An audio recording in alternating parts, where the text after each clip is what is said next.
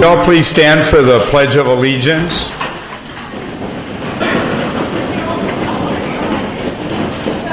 Ready? Begin. I pledge allegiance to the flag of the United States of America and to the republic for which it stands, one nation, under God, indivisible, with liberty and justice for all. You're going to remain standing. Jack Abilene, is our police chaplain, is going to give us our invocation. Thank you, sir. Would you join me in prayer? Father, we thank you on this Thanksgiving week for all of the benefits that you have given to us as a country and as a city. We continue to pray, Lord, that we might take advantage of them and use them in a way that would honor you. So place your hand upon the council, our police department, those who watch over us, and upon the community, Lord, that we would be a grateful people who do things that would honor you in Jesus' name. Amen. And you may be seated. And Judge Jack, if you and May, let's wait for Nick to come back. So let's do the next presentation, then as soon as he enters, we'll go to mine. Yeah, Mayor Pro Tem Martinez, if you could please talk to us about November 1st, World Vegan Day. Hey, you got to give me a little credit there, Michelle. Vegetarian, but right? Vegan often, vegetarian 44 years. Go ahead. Great. Thank you, Mr. Mayor. If I can just please have the following folks. If we could have Ryan and Nicole, part of the Gypsy Den, Jorge Ruiz, owner of Nieves, David Aguilar, Raul, and Irvin. Are you all here? If you can, please join us up here.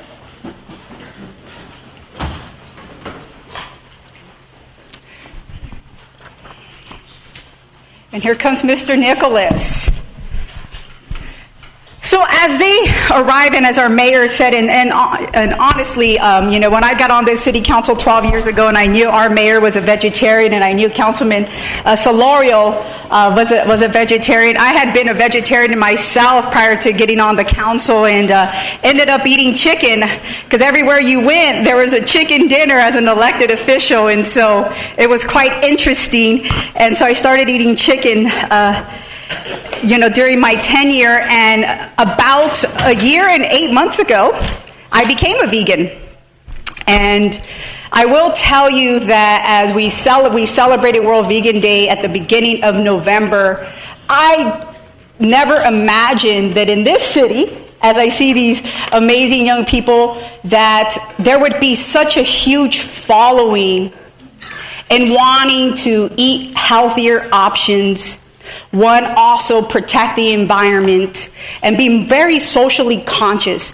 And so as I started looking around and looking for opportunities to go and eat vegan food, I embarked on a pop-up. I embarked on Panaderia Vegan, and ending up going to Mission Bar, which had been open for many years, but I wouldn't attend until I knew this guy right here was selling vegan tacos on a Tuesday. And as I started familiarizing myself and looking on social media where these venues were to eat vegan food, something else was extraordinary.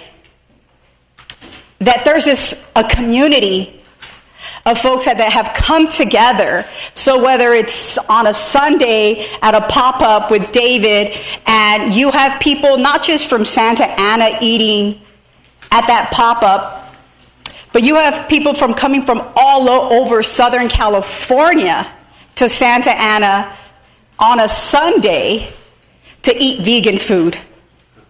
And it's been quite interesting to sit there and talk to folks and asking them, hey, where are you from?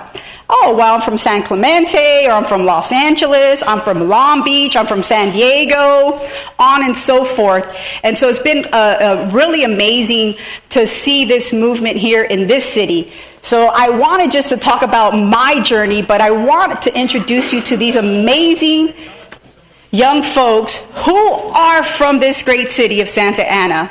And so I want to start off with you, Raul, and talk about your journey as a vegan and why you're so passionate about your spices and the way you cook. And really, people from all over Southern California go to Mission Bar on Tuesday because this guy here in the LA Weekly got #1 taco and beat a regular Mexican taco, real meat. His taco, #1 taco.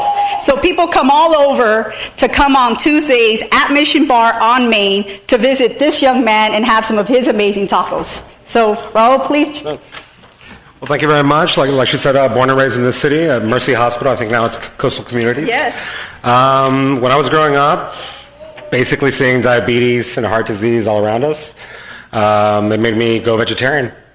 After a while, I became vegan when I found out that it was easy, that I don't need a Whole Foods. I can go to Superior or Northgate and get nopales or whatever the hell I need. I mean, every vegetable's there. It's just a thing of actually going to find it. I think the main thing is that, like you said, this is born and bred from Santa Ana. You know, this isn't somebody from outside of Orange County or outside of Santa Ana coming in and starting some kind of vegan business. This is Santa Ana doing vegan for Santa Ana. And I think that's the most amazing thing, honestly. Fantastic. And David, so talk about what you're doing at your family restaurant and the experience that you've had since you've been a vegan. Okay, so I went vegan probably 3 years ago, and same thing as Raul, a lot of diabetes in my family and health issues. I've always tried to take care of my health since I was younger, and when I learned about veganism, how you can avoid all that, I was like, whoa, that's what I need to do. And so I grew up in my parents' restaurant, Taqueria El Zamorano. And where is that located? Warner and Flower, and check it out. And so yeah, I kind of miss the food that my parents used to make at the taqueria, and so I started trying to recreate some of the recipes, but veganizing it. And so eventually I was like, whoa, I think a lot of people should try this. And yeah, so I gather a bunch of different vendors from not only from Santa Ana, there's several from Santa Ana, but from all over LA, San Diego, and they all come vend with us on Sundays. And yeah, so it's you get anything you can think of, we're gonna have it there, from sweets to donuts, Italian food, Mexican food, even sushi. This sushi is ridiculous. It's really good. And yeah, so that's where we're at now, hoping to open up an actual restaurant here in Santa Ana, full vegan taqueria, and that's what our goal is. Awesome, yeah. David. Yeah. All right. This guy, if you like pan dulce, the holidays are coming. Amazing vegan pan dulce.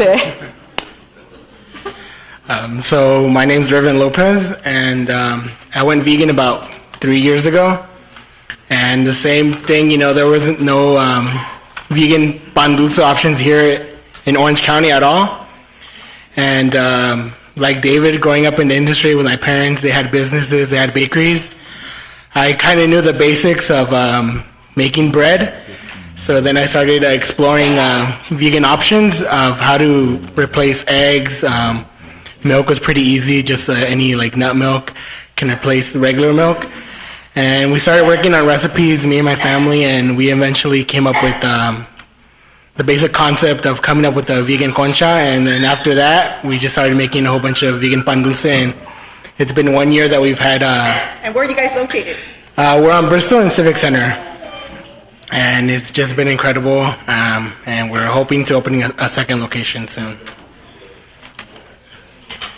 So great. You have 3 young, amazing men from Santa Ana who have become vegans. Their families own restaurants here, and they have been promoting this. And so as I became a vegan, and I'll conclude with this before I give them this presentation, is that I thought I was going to be alone on this journey here in this city. And as I met them, and because I know Raul has to go to Mission Bar right now because they're waiting for his tacos, is that you look at these amazing young men and what they've been able to do in this community to not only provide different alternative food options for those that are vegan across this region, but more importantly, to create a sense of community. So veganism is just not about just eating a plant-based diet, but it's about a sense of community, a sense of place. And that's what's so special about them, and that's what's so special about Santa Ana, that we can celebrate so many things, that we have a lot of diversity.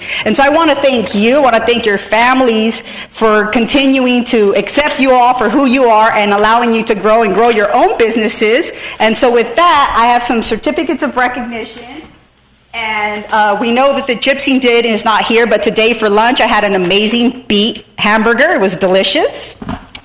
Nieves as well. I don't think that they're here, but David, are they here? They are. Oh, but they're shy. They didn't want, oh, look, they're back there. Oh, my goodness. And here she is. All right. And then we have Tacaria El Zamorano. So, David, let me give you this, and then we'll take a picture.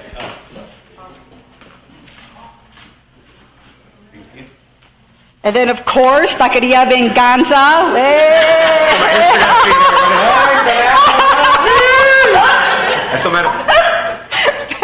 You're so crazy. All right, fine. And then, of course, Vegan by Victoria's. So crazy. So, Nieves, come and join us, and really quickly, because I want, I've met your parents and what you've done. So you just talk very quickly about what you all are doing. Well, I'm vegan, and my dad has always has been selling ice cream, and I got him into explore more, to get people out there to know that we also have vegan ice cream. I don't know. Sorry. And their ice cream is amazing, so you definitely should contact. And with that, thank you all so very much for what you're doing in our community. Thank you.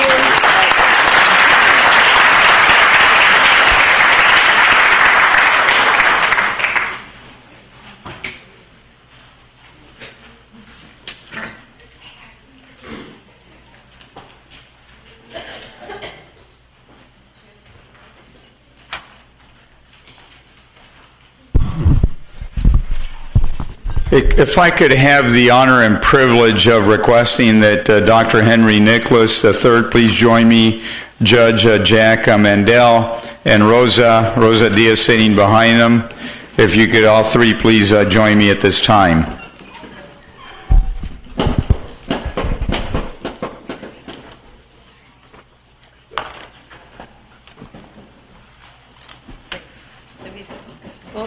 Yeah, go around that way.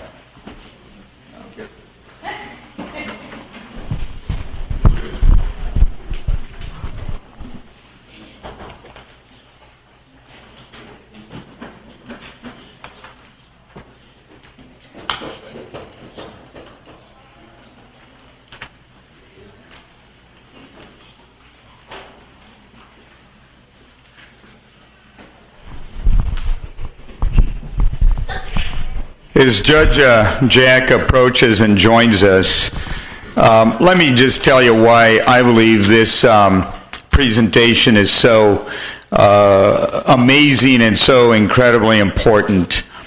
As we all try to make the city a better place, giving from the heart, giving your time, giving to others that'll never do a thing for you other than making it a better world.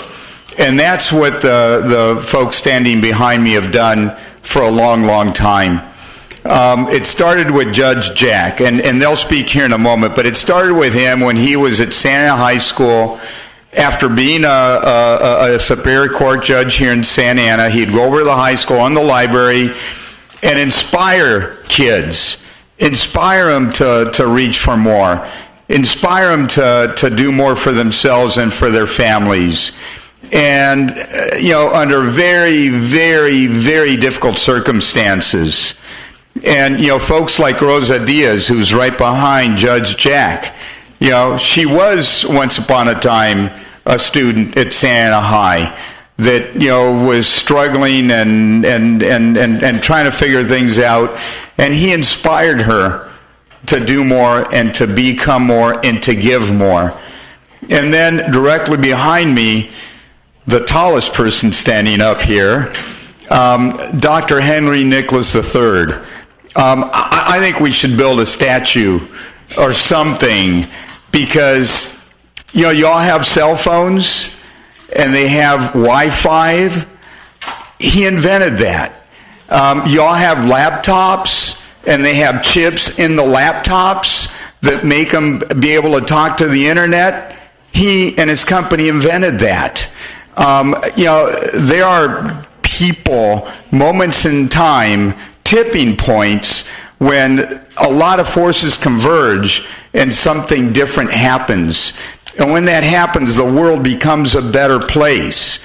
And Nick, along with his partner, Dr. Henry Samueli, you know, they put together a huge company named Broadcom, and now Broadcom is a part of other companies.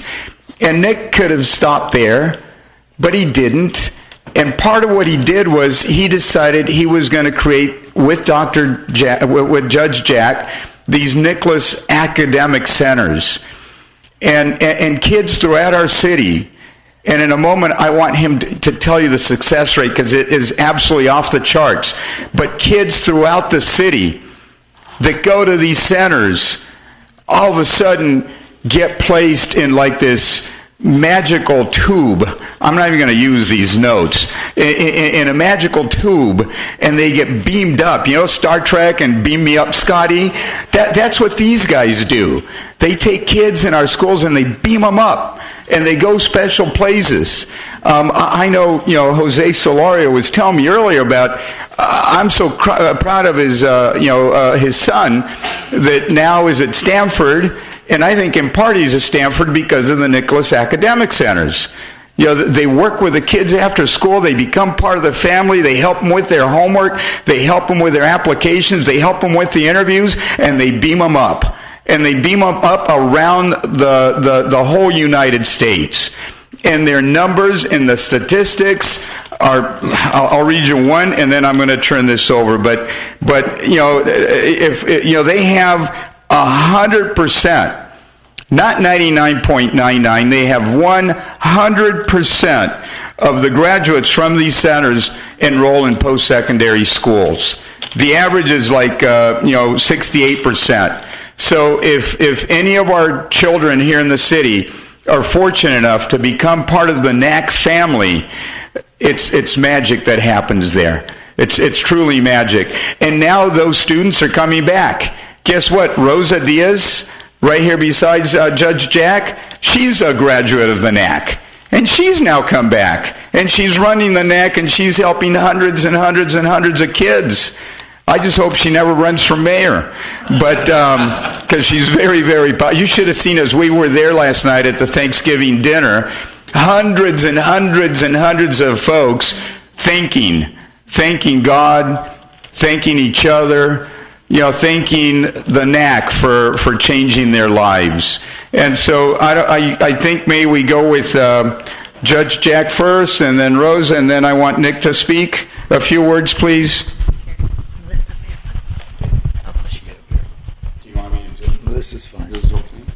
We'll find out in a moment.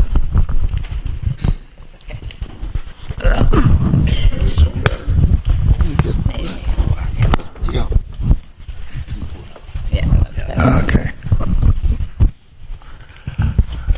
Well, let's see if it works. Does it work? All right. There was a judge in Santa Ana that had a crazy idea. He believed that you could take the inner city kids and put them in the best colleges and universities in the country, and they would become a product of the best colleges and universities in the country, equal to the other students. There are three variables. One, genetically. Every single student that has come to us in the last 10 years, well, 3 went in the Army, 1 went to cosmetology school, and 100% of the others went to college. Our rate of retention in college is over 95%. Because the people of Santa Ana in general don't have the $50,000 plus per year to put their kids into college, the colleges have to pay for it. They pay. and they come and they recruit our kids. The message is not about Nick and I. The message is about the youth of Santa Ana and Garden Grove and Tustin. If the parents get their kids there, we get them home in vans. We have the tutors. We have the infrastructure. These kids take off. They're good enough. There's no affirmative action. They're good enough to compete to get into the freshman class, and they're good enough to stay there and graduate. I don't know of any of them that don't have jobs except those that are in graduate school. These are the products of our public schools at the 3 academic centers at Santa Ana, Valley, and Century. None of this would have happened but for Nick's values and foresights. I had the crazy idea. Nick made it happen. And now we see, we're not always popular with the parents who wanted their kids to stay home and not go to Philadelphia or Boston or New York. But our kids from Santa Ana are all over, and they're successful.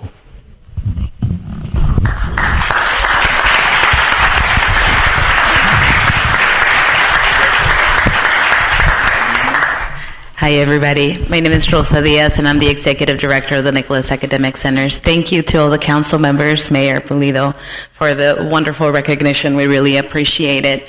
We started with 24 students, and I myself with Hugo and Rocio at the time were 3 graduates from Santa Ana High. We went to Allegheny. We believed him when he told us that if we went to college would be better. Life would be better after college. And now, if you see on my left-hand side, that entire, for the most part, it's our staff and students and parents who came to support us, because as we stand up here, our impact has been huge, and we serve over 600 students every year. I am privileged, they are privileged, we're all privileged to work with our Santa Ana youth and Orange County youth, and we thank you for this wonderful recognition.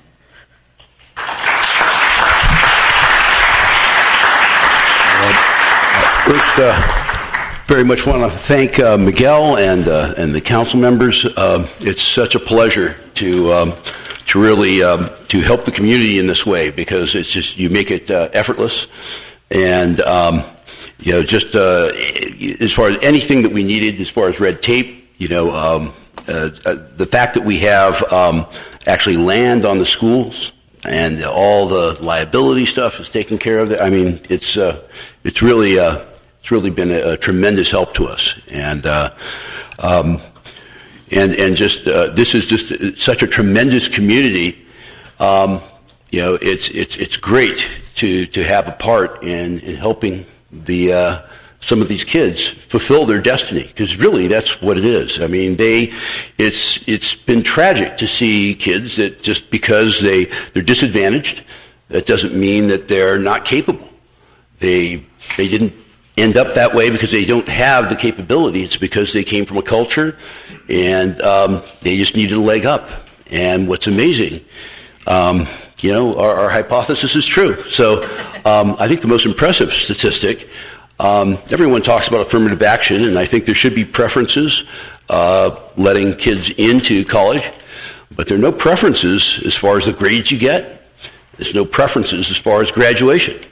And so, you can be valedictorian in high school, but, it's game on once you get to college, especially when you get to a Harvard. And these kids, they get into Harvard, they get into Yale. These are the top tier institutions, UCLA, and Stanford. And the competition there is fierce. And I'm just trying to decide just the overall statistic as far as retention and graduation rate. For Latinos, I believe it's 40%, and this is after 9 years. For the blended rate for everyone is about 65%. We achieve 90%. So we outperform every demographic. So it's something to really be proud of. Tell them how many millions in scholarships you've facilitated. The NAC students have won over $52 million in scholarships in the last 10 years.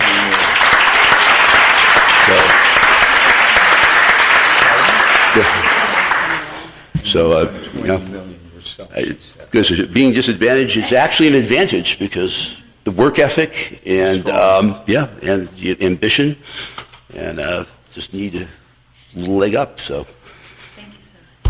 Let me say thank you, and I'm going to give you this, and I'd want to invite the council. You guys want to come down? This is the 10th anniversary. We'll get all the council behind you, and then we'll take a photo. But this is congratulating the Nicholas Academic Centers for the 10th anniversary. And I know when it began, this was a tiny little program. It was very, very small. Now I believe there's over 1,000 graduates, correct? Oh, 1,000, how many, Rosa? 1,100 now. 1,100 of our students here in Santa Ana have now gone through this program, and it works. So it is my privilege and honor to present this to you for the 10th anniversary, for the service and commitment to Santa Ana and to the community. So with this, we're going to take a photo.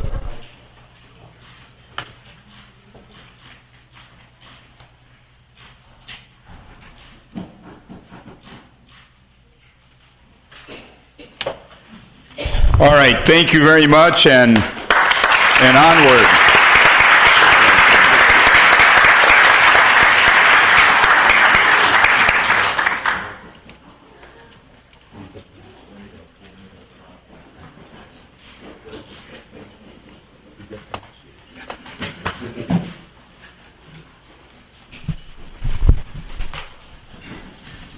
So as Judge Jack leaves the podium here, I wanted to let you know that Allegheny College is a big, big deal in his life, and my personnel board member is actually from Allegheny, so she's a product of Judge Jack's good work. So they're working very hard on your behalf, Judge. Thank you very much for all the good work that you do.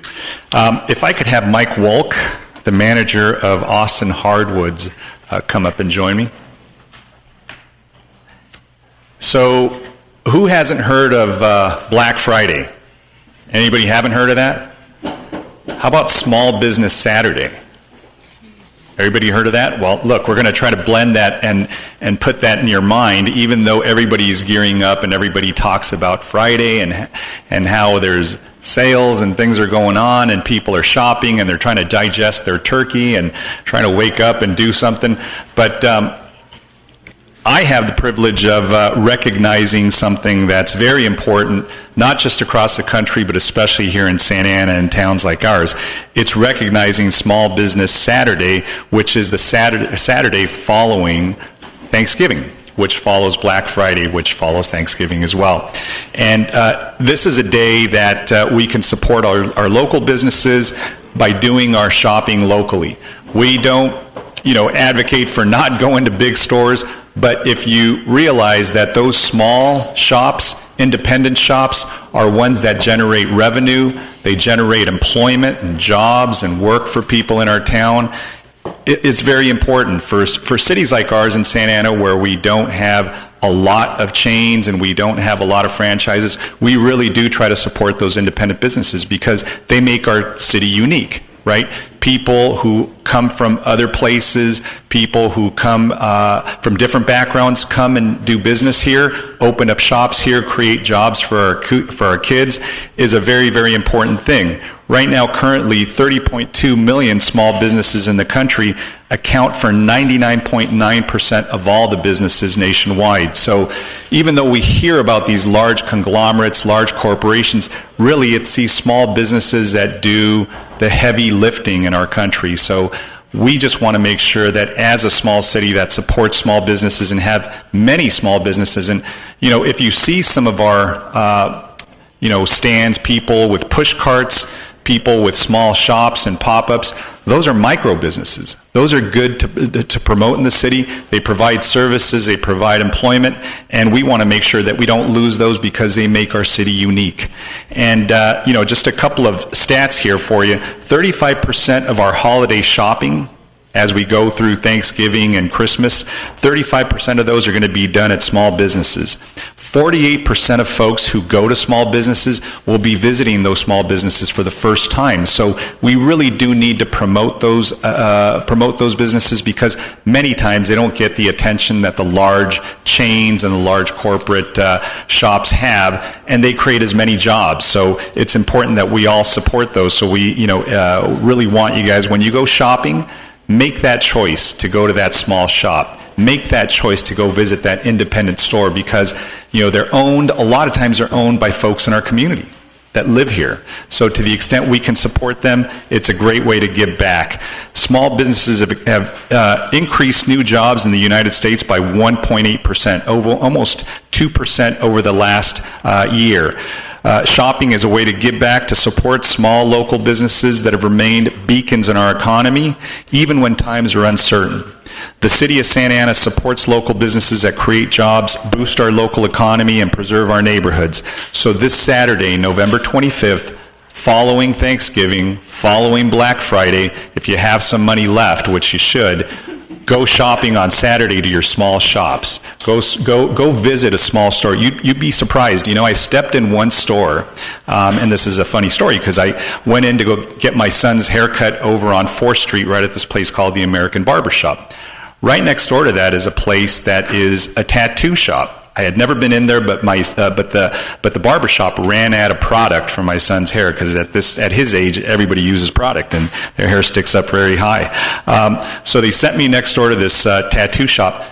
If you saw all the shirts, they all said Santa Ana. They had the logo of the city. They said Orange County, and it's a really unique place, because you're not going to find that anywhere else. Right? So it's something indigenous, something unique, and something inherent that, folks realize, look, this is a way to have pride in our city. So that was just one small example of me being surprised how many great things are being done locally that promote our city. Somebody buys that t-shirt and they walk around, people say, where'd you get it? I got it in Santa Ana, I got it in downtown. And they're going to start visiting there. So I want to go ahead and give the floor to Mike Wolk, who's the manager over at Austin Hardwoods.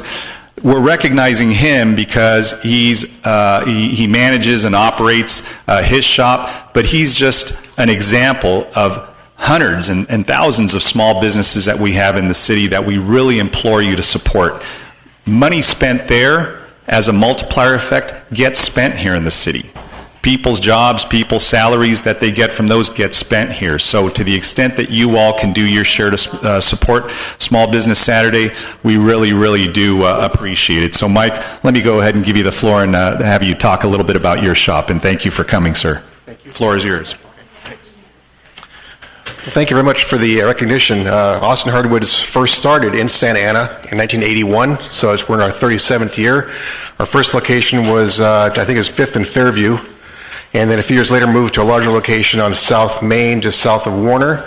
And then 17 years ago, we moved to the location we are now, which is on Santiago Street, across from the Santa Ana train station, to a much larger location, about 45,000 square feet, which we feel like we've actually outgrown because of the increase in business. We originally started with the owner and 2 employees back in '81, and now we have 38 full-time employees. So the company's been very successful here in Santa Ana, and we draw customers, business from all over Southern California, from LA, Inland Empire, San Diego.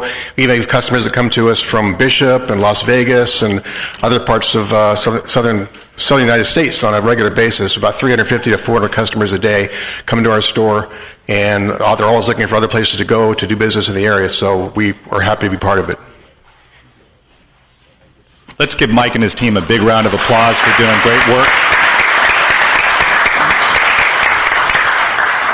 So I usually don't catch small errors, but I said November 25th. It's actually November 24th on Saturday, so make sure you get that right. So I want to go ahead and present this to Mike just as a symbol of our gratitude to him and all the small businesses that he and his store represent. This is declaring on behalf of the mayor and the city council, we hereby proclaim November 24th, 2018 as Small Business Saturday and urge the residents of our community and communities across the country to support small businesses and merchants on Small Business Saturday.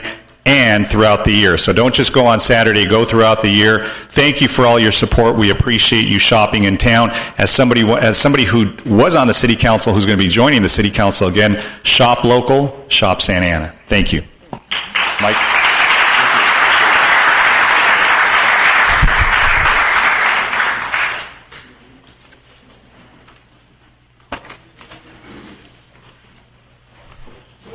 Councilmember Solorio.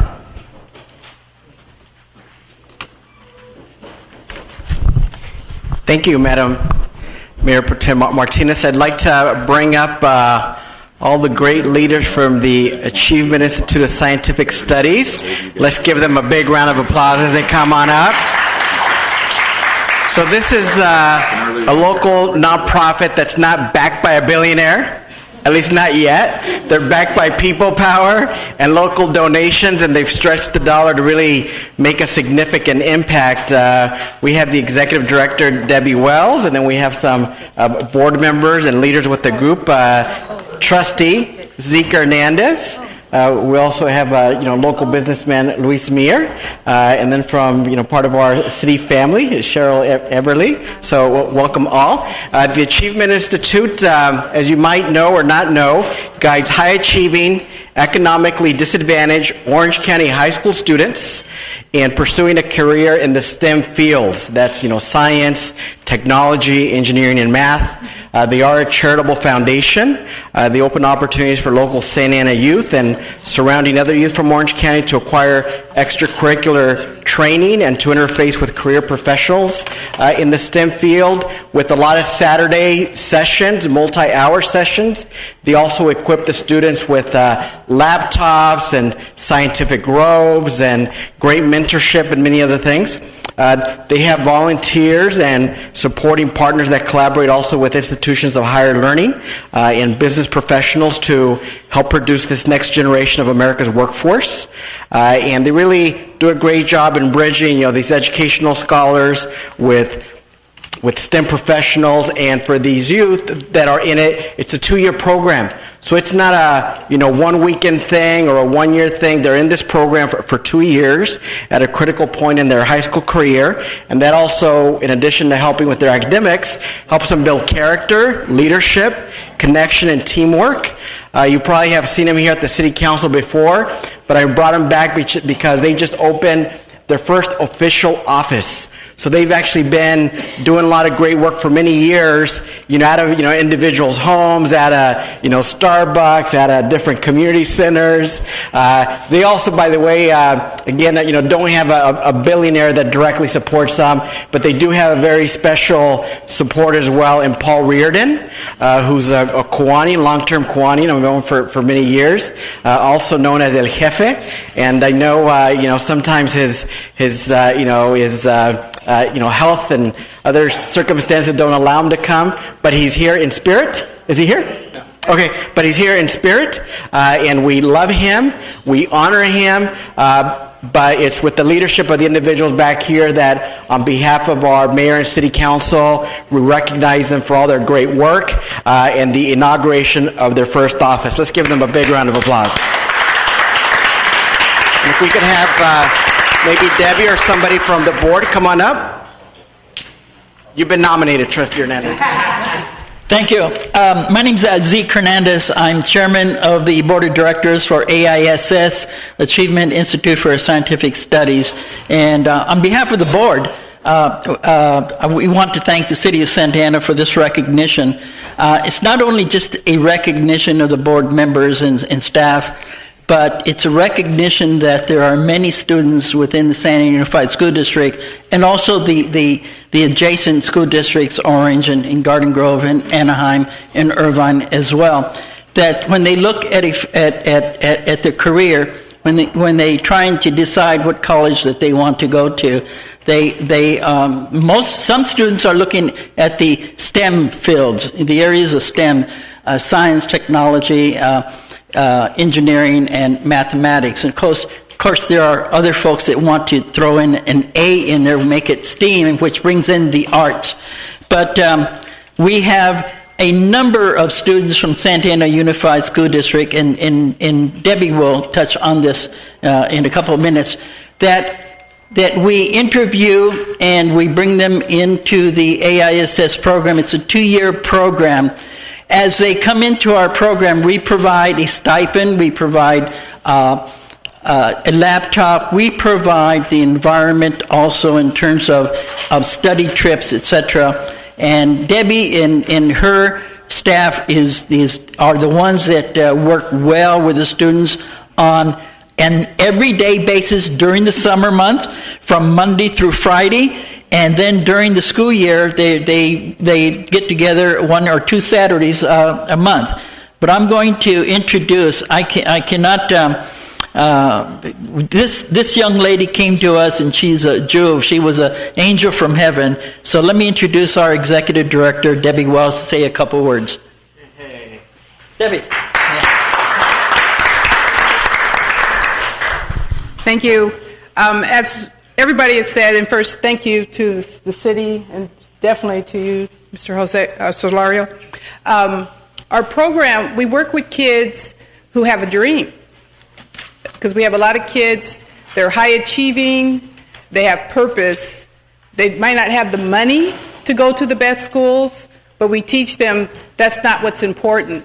If you want to go, you have the dream, we'll help you get there. And so a lot of our kids are from Santa Ana. They're very interested in math and science, and we give them the direction. We also work with the community. So we bring in professionals into the classroom that works with our kids and talk to them about what they do. They're talking to engineers and doctors and scientists that tell them this is what it's really like to be in this career. It's not what you see on TV. This is what it's like. And then we also take them to those businesses so they can see what the work environment is like as well. We treat our job like a career. So when they're working with us, it's like they're going to a job every day. Their stipends are based on their performance. So if they're not showing up or they're late, we're docking their pay. So they learn really early on what it's like to be in that kind of environment. And all of our kids, we are 100% successful. We're getting our kids into college. We are 99% with the graduation rate, and I say 99 because there's one student I still can't find. One day I'm going to find that student. But anyway, we know that our program works because of our success rate. We work with a small group of kids, and we're trying to expand the program and work with more. We've been nomads for over 10 years, close to 20 years. This year was our first time we've been able to open an office over at the Village at 17th Street, if you know of it. And we had a great supporter who's underwriting 50% of our lease for 2 years. So we're very excited about what's happening and the community coming together to support us. And I want to thank all of you, too, for being here today. Thank you. Qantas is also an important new partner as well, so Luis Mir, if you want to say a couple quick words.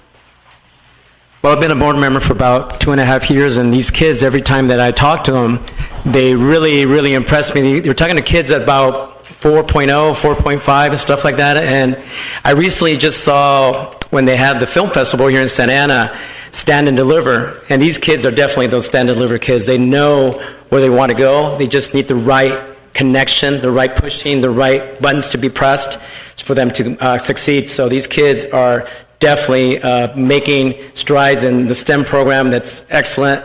And these kids just, like I said, need a little push. So they're a perfect example of what Santa Ana kids can do, just like we had the last presentation by NAC. I mean, these kids are way above anybody. They're way, way smarter than anybody that I've known and I've seen. So these kids are great. So thank you very much.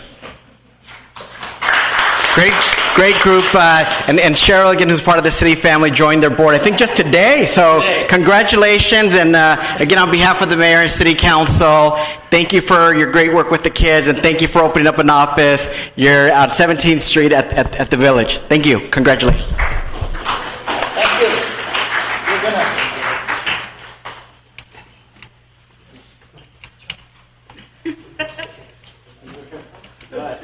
We want to give it to her. All right, you got to stop.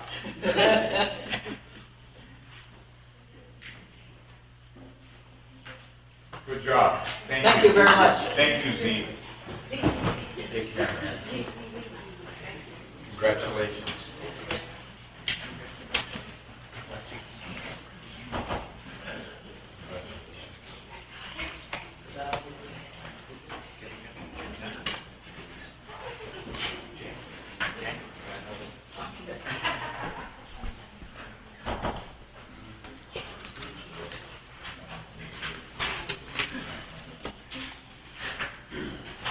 I'm not going to take a couple quick things out of order. I've got a couple speakers here that were on non-agenda items. Come on down and speak. Sometimes you waited all night to speak. Now you get to go early. Dale Helvig, please come down, and Aya Tanglin, come on down, and Juan Gonzalez after that.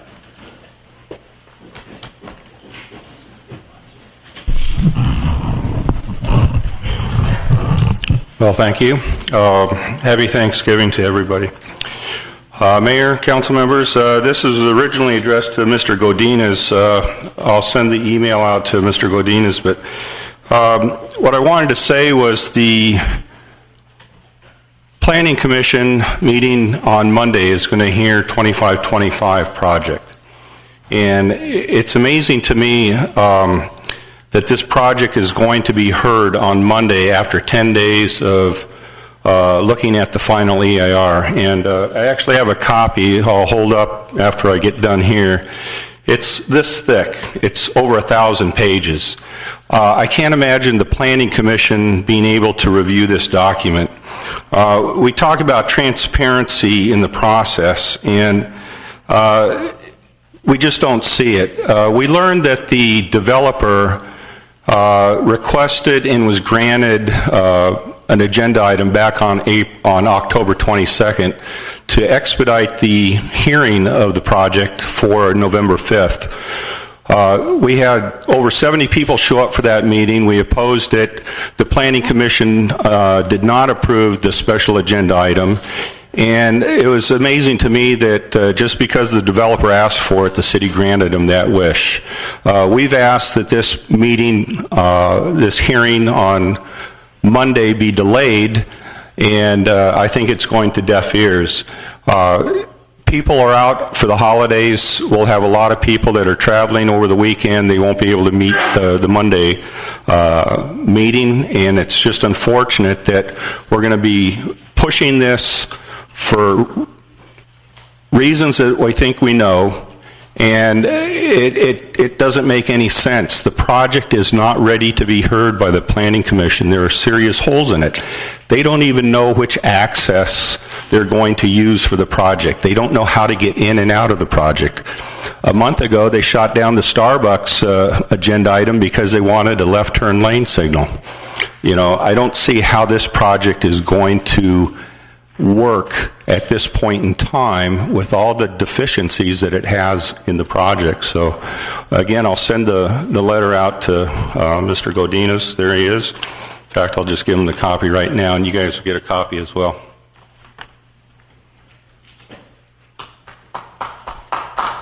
Thank you. Aya Tanglin, come on down. Good evening. Mayor Pulido. Go ahead and speak on 19G and 25A, please. Okay. Just do all your comments. And respectful Santa Ana City Council members, my name is Ilya Tseglin. Regarding this agenda items of homeless, I consider it's connected with my concern, and I would prefer that this money would taken from my son to destroy him would be better go to the homeless. But also, I deeply respect your community for exceptional intelligence, compassion, and that's why I'm coming to you to tell you very important update about update to you, to administration, city, to police department, adult protective services. The situation gravely dangerous to my son Nate's survival at the group home in Santa Ana, 903 South Harmon Street. The group home has immunity for every and all complaint. Nate was removed, abducted from my innocent family. On November 3 this month, Nate was hit on the head in dining room by guard, or they have a name, caretaker, Brian. Brian hit him so strongly with his fist that Nate lost consciousness, passed out, and from dining room, presumably dragged to his to his bedroom. When he woke up, he was have a strong pain, but nobody did not call for medical help, leaving him or survive or die. So in case, I want to say, if something happen, it will not be accident. This is a murder is going on openly by the Larry Landauer, director of Orange County Regional Center. I'm just wondering how this hateful person could be in charge of 20,000 clients. Thank you, sir. You. Juan Gonzalez. Here's the thing, we have a week to review. Good evening, Mr. Mayor. Juan Gonzalez, SoCal Gas Public Affairs. Thank you so very much for giving me the opportunity to be before you today. Quickly, just a brief message. Wanted to first and foremost to wish everybody a happy Thanksgiving. Hoping you have a good activities with your friends and family these upcoming days, and actually take time to be thankful for what we have, and also reminisce obviously the important structure and important positions that you guys in for the benefit of the community. The other item I wanted to be before you and share is regarding some activity that the state legislature has been doing, and wanted to make you fully aware. As you are fully aware, SoCal Gas provides reliable, safe natural gas for about 20,000 square miles from Visalia all the way to San Diego Mexican border. And this past legislative year, there was a move by the state legislature where they wanted to go all electrical.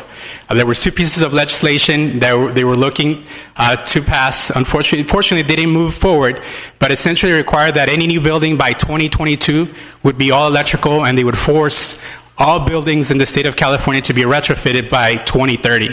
And essentially all these costs would be associated to you, the customer, and would be additional cost, all in the name of greenhouse gas reduction. And obviously the cost associated with that would be tremendous. I can share with you, I've been at other council meetings throughout my service territory out in South County where constituents are going to city council and asking, why is my electrical bill so high? And now imagine the cost associated right now with electricity, what it would mean if all your appliances went all electrical. And again, this is a push by the state legislature that may be coming in the direction for the next legislative year. So just wanted to make you aware.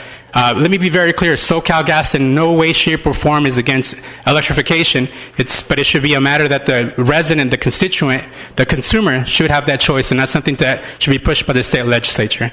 I can share also with you that SoCal Gas is taking steps to do the reduction of greenhouse gases. We're working with the environmental company out of the Inland Empire where we're breaking organic waste and capturing that methane and putting it back into our pipeline. There is also work with companies, dairy companies up in the northern portion of our territory where we're capturing the manure from cows, breaking that down, and putting that into our pipeline. So we're doing our part to reduce greenhouse gas emissions, but again, just wanted you to be aware of this activity potentially coming your way. And again, it's all about a balanced energy portfolio, and that's what we're trying to provide you with that information. So thank you for the opportunity before you today. Thank you. Thank you. I'm now going to take something out of order. I've had several requests to go on to item 75A. All right.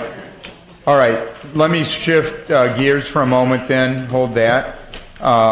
Let's approve the consent calendar first.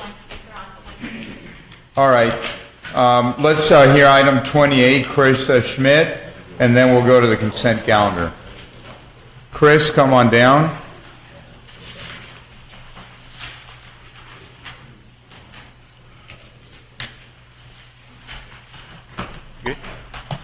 Good evening. Chris Schmidt, Windsor Village Neighborhood Association. I'd first like to thank the City Council and City staff for opening a 200-bed homeless shelter in such a very short time. I think our city is leading the way. I know Mayor Polito, Mayor Pro Tem Martinez, you've done a lot of hard work working with Judge Carter on this so that we can provide humane housing solutions in our city. But with that being said, I feel like our city has already done enough to provide both temporary and permanent housing solutions in our city. Our city has the Orchard, Wise Place, Salvation Army Hospitality House, Courtyard, the Armory. We're also in the process of building the Aqua Project, Veterans Village. Other cities, especially those in the South Spa, have done nothing to provide any new housing to help address the homeless community in South Orange County.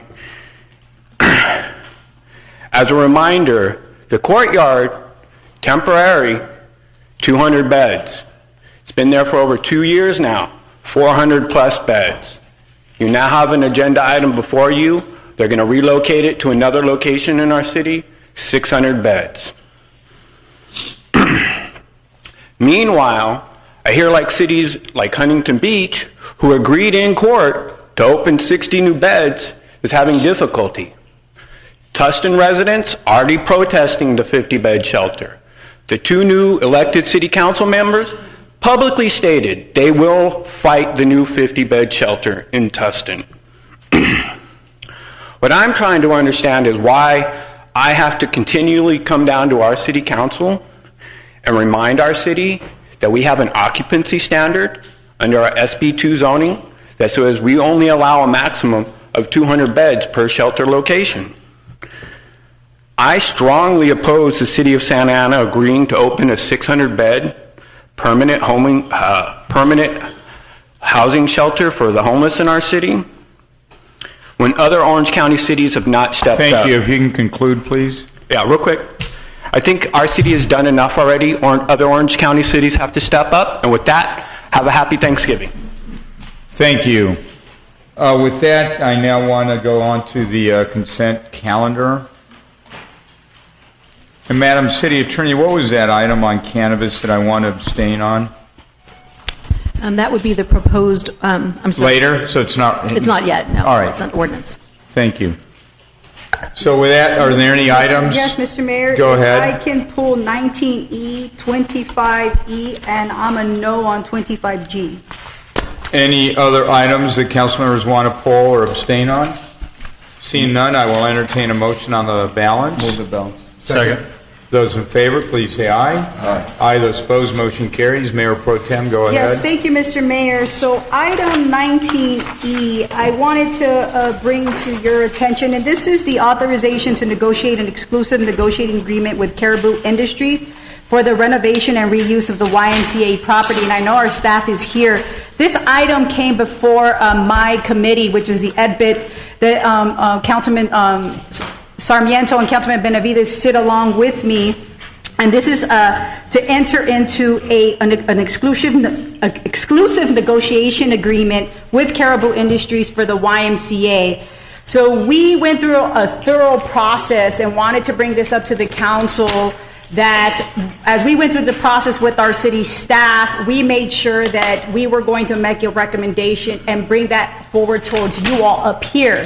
And so I wanted to share that narrative that we did go through an extensive process, our staff went through an extensive process, and here we are today. And so, Mr. Mayor, I know you wanted to have some discussion. I know you have a new council coming in, and so I'm not sure what direction, what this council wants to go in, but I want to know that 3 members of the EDBIT asked for this to come here. You know, we want some resolution. We want to take next steps, but again, 2 of those members are leaving this council, and a 3rd member that doesn't participate as well. So I'm not sure, you know, if you want a presentation from our staff, or what you would like to, or if you wish to roll it over. I'm not sure, but I know I wanted to explain that we did go through a thorough process and did our due diligence to bring this before you all tonight. Mayor, I'd like to make comment.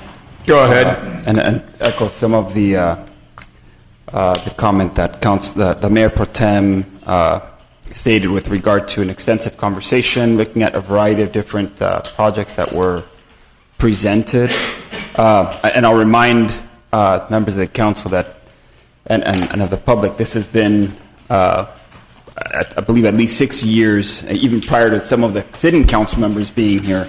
We've been working on a request for proposal and looking at reuse of the YMCA property that the city has been holding for, I believe, over 2 decades.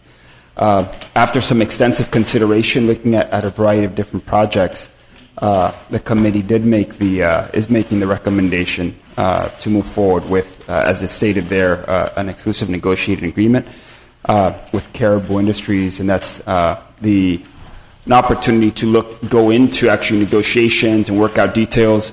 The future council members will be the ones to work on those negotiations, work on those terms, and ultimately make the decision to move forward to a development agreement if that's the conclusion that the council at that point reaches. However, it's been the existing council, the current council, that has brought this before actually two attempts to do a request for proposal. So I can provide more info myself on some of the discussions and the rationale. However, at this point, what I'd like to do is go ahead and make a motion that we move forward with what's stated here at 19A, which is a recommendation to move forward with ENA with Caribou. That's my motion, man. Okay, motion dies for lack of a second. Is there a substitute motion? Make a motion to extend the time. Continue it for 30 days or something like that? 30-day continuance, that's my motion. I'll second that motion. Do you want, go ahead. I'm sorry, you want to speak earlier, Vince. Go ahead. You know what? My apologies. Go ahead. No worries. Since I was speaking to one of our staff at the time that you guys were discussing, what's the motion on the floor? Okay. So just because I think you were in conversation, I did make a motion initially to move forward. There wasn't a second. I don't know if during that conversation whether you'd be open to making that second, but in the meantime, there was a substitute that was presented. Well, just in the interest of continuing the discussion, we have a motion and a second on the floor. I did have a couple of questions for staff on the report that was provided, and thank you all for preparing this. And I think, as Mayor Pro Tem stated, we had, I think, maybe one or maybe even 2 meetings on this where we had proposals for the project at the YMCA submitted to us, and they presented in person, and there were 4 very compelling opportunities. So to the extent that we've seen this for a long time, and I think we even had an agreement with St. Joseph's for a few years where we were unfortunately disappointed at the fact that they couldn't fulfill their financing, and it exhausted a lot of the time that many of us here had been working on this. So I'm just having some trouble on the selection process, because it looks like there was some scoring done on the 4 proposals that were submitted to staff, and there was a review board that looked at the procurement or went through the procurement process, and it looks like the party that is being considered for an ENA tonight scored below somebody that scored higher. What was the criteria maybe that put that? Well, I'll give you some background. Thank you very much, Council Member. Steve Mendoza, Community Development Agency Executive Director. The committee did an exhaustive interview panel with all 4 proposers. If you remember, the first Edibit committee had all 4 proposers. Then they asked it evolved into asking the 2 finalists. They took the highest scoring and then the second highest scoring and asked the 2 finalists to see if there was some matchmaking that can go on to merge the 2 projects. They liked various items of both projects. One had parking, one didn't have parking. One had more of a private development flavor to it, and one had a public flavor to it. And one of the big concerns was tax exempt or non-tax exempt. That was something that resonated with the committee. The committee then, the staff was able to receive comment from both parties that the matchmaking wasn't going to work out, that the 2 couldn't come together for a combined proposal that we would have loved to have introduced to the council tonight. So what we have is ultimately at the committee, the second committee meeting, the committee made the recommendation for the Caribou to move forward to the city council. Great, thank you. And so when you did take these before you, though, as you rank them, you rank them in order of strength of financing or strength of proposal. That's what I guess I was getting at a little bit. Yes, and it was about the proposal, and then the presentation that they gave before the entire edit, if you remember all four, that was the last part of the scoring process. Got it. So I did want to remind that the committee did recommend that we see how we could maybe combine the two proposals, and I think there was even an effort to maybe combine all four because we were so impressed, and it was difficult to say no to any one of the proposals. But obviously, the first two were the most compelling. That not being possible, the only thing I would maybe suggest is we consider putting this over and working with somebody exclusively is that we set some milestones. So, Mr. Mendoza, to the extent that you can make sure that we don't get caught in the delay that we found ourselves in with St. Joseph's, and hit some, maybe put some milestones and some deadlines.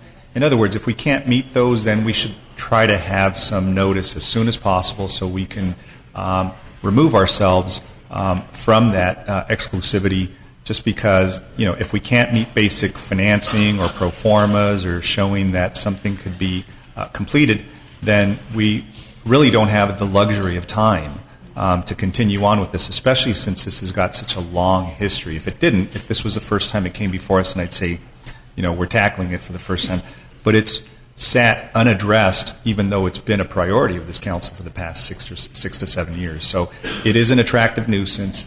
It's a blighted area. I think to the extent it could be addressed, I'm very supportive. And I think my comments at the committee were that I'm leaning more towards the effort being economic development driven. So I think it's consistent with what staff is recommending, but I do want our community to be able to share in this. And I love the School of the Arts. I think they do a great job, but to the extent that folks from Santa Ana can use this asset and benefit is my my priority. So thank you if you could just incorporate that as you You're go welcome. forward. After the City Council recommends us work with one, then the draft ENA would include that very language. They would have the milestones. And Council would vote on that draft ENA as well at a later date. All right, so we have a motion. Oh, Councilor Solorio? Yes, just a few things. I know we've been trying to get use of this property for at least 15 years. So probably a 30-day continuance isn't going to be a big thing in the scheme of things. I'd be supportive considering it then or now. I do, believe that, what we have before us today is just an authorization for an exclusive negotiating agreement so you could figure out what an ultimate project might be. So it's not like if there's complete finality with this action, whether we take it today or in 30 days.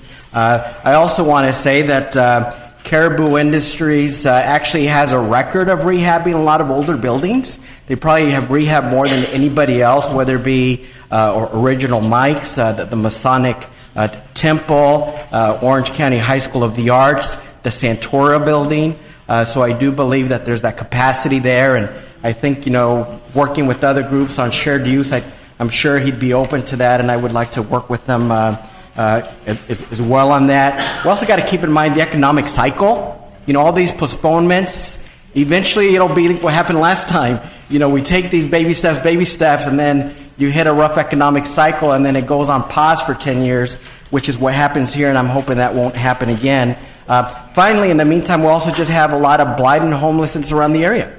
I know there's continuous problems in front of that property. It continuously is boarded up. I know over the weekend, I think it was on Sunday, I drove by the area, and I haven't seen more homeless in the downtown in a long time. Right there in front of the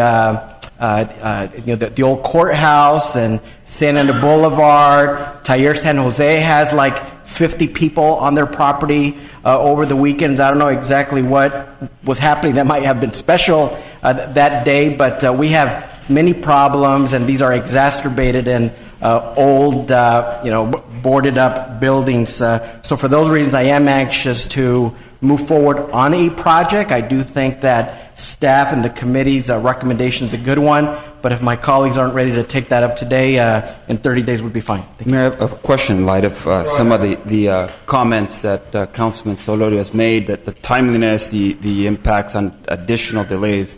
A question to the maker of the motion, and the second, whether a 30-day continuance is absolutely necessary, or whether that they would consider going to a 15-day, that is, continuance so that they can do whatever due diligence. Again, we've done a number of meetings prior to, but so this could be brought back at the next meeting. So question to the maker of the motion. All right, seeing no second. It was actually a question, Mayor. Oh, it was a question to make it a motion? No, it was a question as to whether they would, the maker of the motion would amend make it. Correct. In my opinion, it defeats part of the purpose of taking a deeper and better look. So the question again is to the maker of the motion. Correct.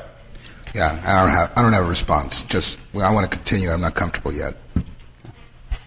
All right, so in made enough discussion, those in favor, please say aye. Aye. Aye. Those opposed? No. Motion carries. Now we have 25E, is it? Yes, Mr. Mayor, this is the item.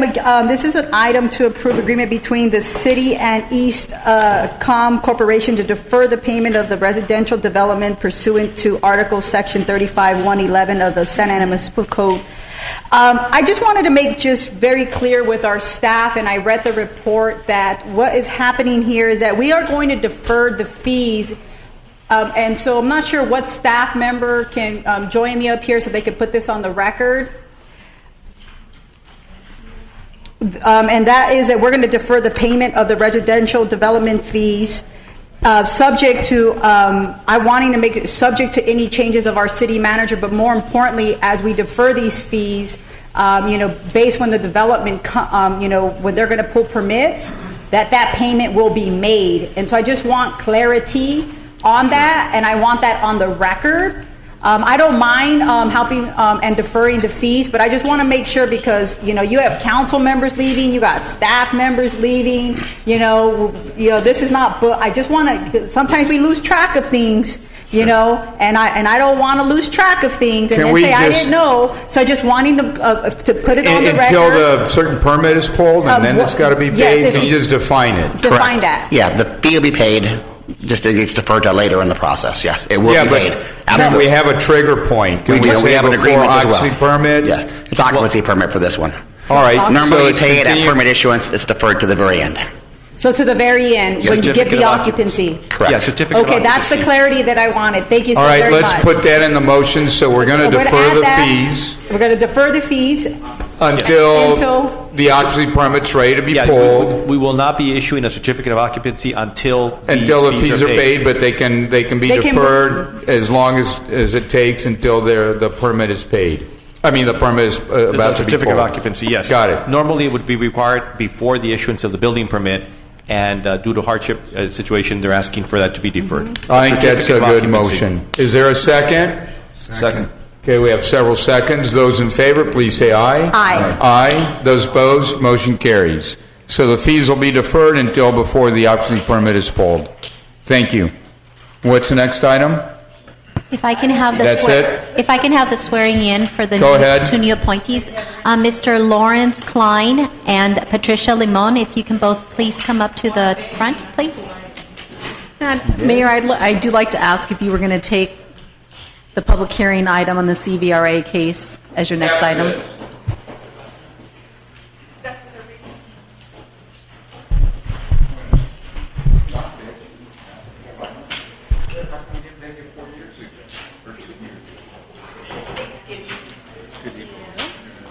Thanks for fixing it. Oh, sure. Hello, Patricia. If you can both stand here.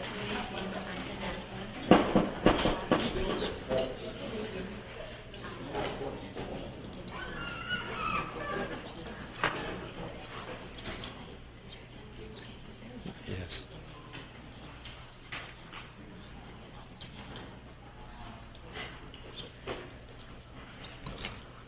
Thank you. I, Lawrence Klein,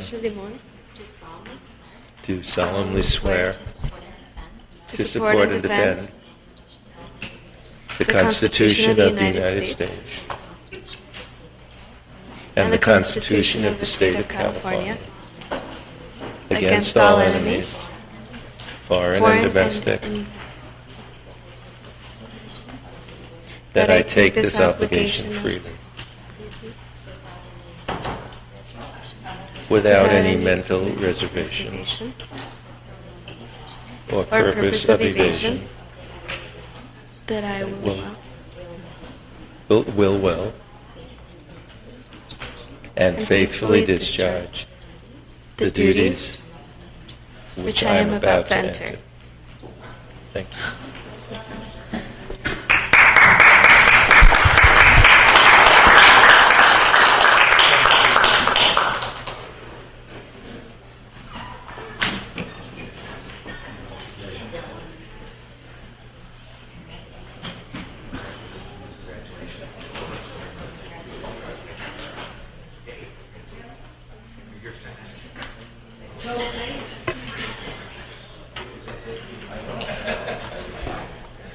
Okay, I'm now going to take item 75A next. I know we have a few speakers.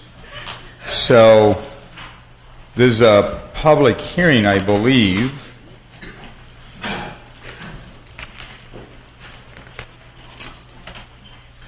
So this is a time and place to hold a public hearing to consider reintroducing the ordinance setting new ward boundaries and approving the election sequence for said new wards.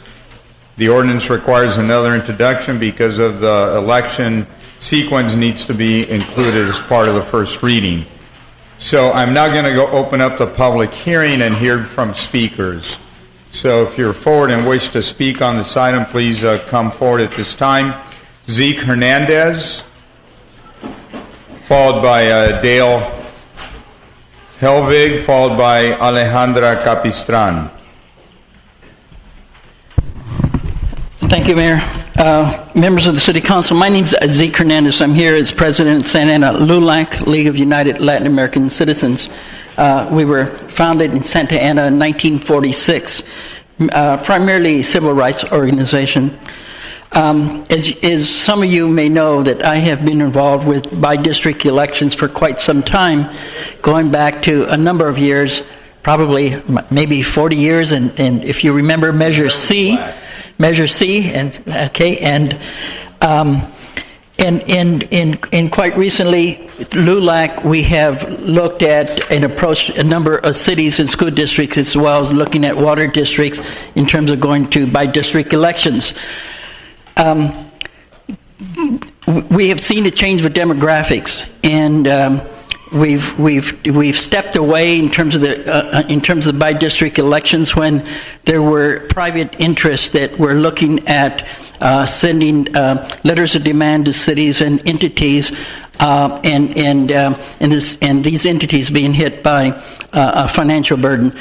And so we stepped away because we've worked with the city of Anaheim, city of Placencia, city of Garden Grove School District, Westminster School District, in terms of bringing to their attention the need for by-district elections for representation, for a more fuller representation for its citizens and its residents. When we look at what you have before you, and we've seen the large increase in terms of the non-Latino, non-English, in primarily in Asian American population west of Santa Ana River, and it's looking at more Vietnamese. We realize that they need a voice. And what you have before you, and we understand the practicalities of the politics that go with you in terms of what you have to decide. What I've talked with MALDEF in terms of the maps that are before you. We had taken a look at and in favor the Plan D that you have before you, but now apparently you made some changes. But we understand that you're looking at maps, and we understand also that you have the ability to make some changes and make your decisions. We ask that you take a look at the Latino population in the city of Santa Ana, and that and we are willing to provide. Wrap up, please. And we make to work with the changes. So any decision that comes before you, I think has to be incumbent. It has to be incumbent that we take into account not only the Latino population but the growing Vietnamese population. Thank you. Thank you. Dale, please.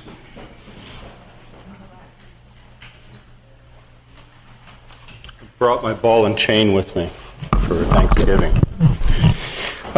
Just wanted to say I support Plan Delta 2, and I also support Charlie 2. What I would like to see, though, is the distribution of the assignment of the wards themselves. If it's Charlie 2, just number it straight 1 through 6 on the A through F sequence.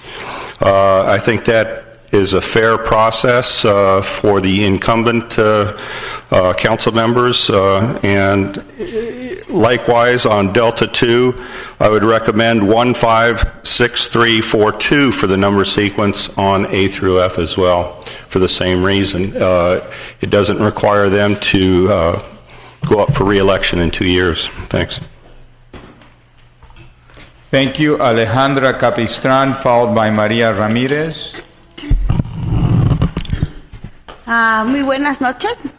Mi nombre es Alejandra Capistrán, residente de Santa Ana y miembro activo de OCO e IMAPMA. Quiero pedirles que no hagan ningún cambio en el mapa D2, porque el mapa D2 fue apoyado por residentes y miembros de la comunidad en todas las presentaciones de consejo y en presentaciones comunitarias alrededor de la ciudad de Santa Ana. Además, el mapa D2 fue adoptado en la audiencia número 4 el 30 de octubre antes de las elecciones y donde los votantes lo aprobaron la medida AA con un 63.3%. Dicho esto, significa que los votantes vieron este mapa antes de votar. Las áreas C y B tienen una mayor población de bajos ingresos. Las áreas F y E tienen una población de mayores ingresos. En la población de bajos ingresos tienden a votar una tasa más baja. Es por eso que queremos motivar para que voten para concejales de barrio en una elección presidencial. Así se aumentarían aún más las tasas de votación. Es por eso que pedimos que se adopte la siguiente secuencia para la elección por ward para el mapa D2 del 1 al 6, A, B, C, D, E y F. Muchas gracias, Dios los bendiga.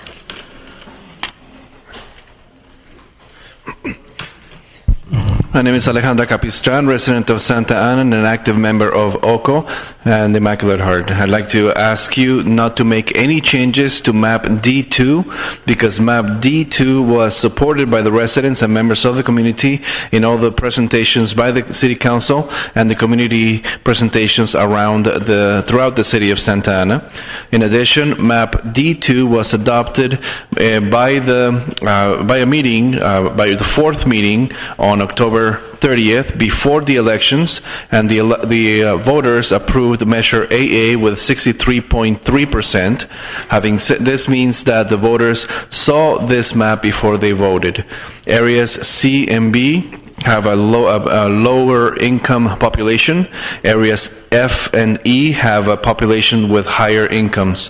The lower income population tends to vote at a lower rate. This is why we want to motivate for you to vote for council people in a presidential election.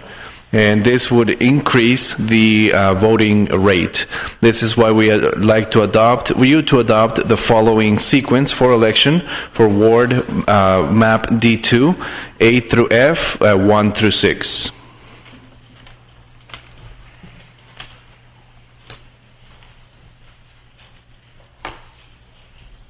María. Mi nombre es María Ramírez, residente de Santa Ana y miembro activo de Inmaculado Corazón de María con OCO. Quiero decir que gracias a Dios ya pronto tendremos un sistema justo de elecciones por distrito. Y el mapa plan D2 aprobado por el Consejo de Santa Ana el 30 de octubre y que también fue presentado a los votantes antes de las elecciones y aprobado ellos mismos en un 63.3% en la medida AA. Es por eso que Mapa Plan D2 debe conservarse sin ningún cambio. Ya es bastante la demora y el abuso de autoridad en este proceso. Es por eso que términos de la secuencia de elecciones por distrito en el Mapa Plan D2. Quiero recomendar una secuencia en donde los votantes de bajos recursos y baja propensidad salgan a votar entusiasmados, y por eso significa en una elección presidencial. Esta es la secuencia que fuertemente recomiendo. A. WAR 1 2020. B. WAR 3 2020. C. WAR 5 2020. D. WAR 2 2022. E. WAR 4 2022. F. WAR 6 2022. Muchas gracias. Dios les bendiga.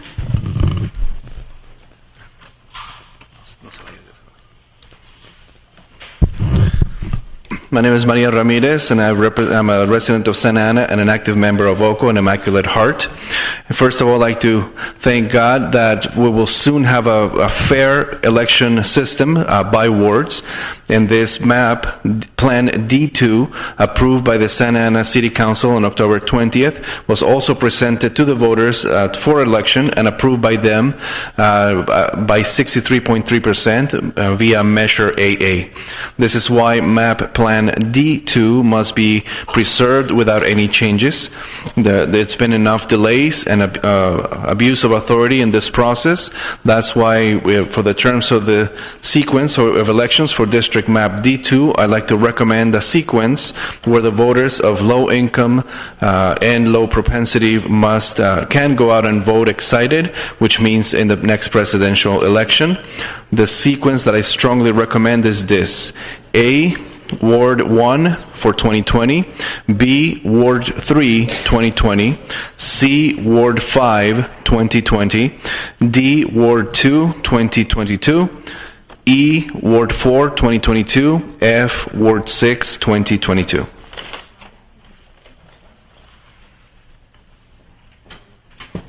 Okay, now we have Carmen Silva, followed by Rafael Borja, and then Leon Velázquez.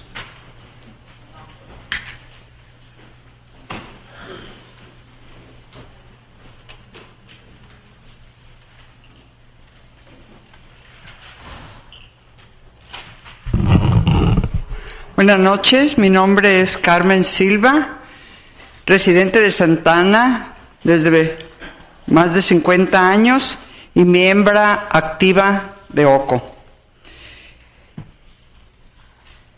Y soy de la comunidad de Nuestra Señora de Guadalupe del Jai. El mapa Plan D2 ya fue aprobado por el Consejo y por los votantes en las pasadas elecciones.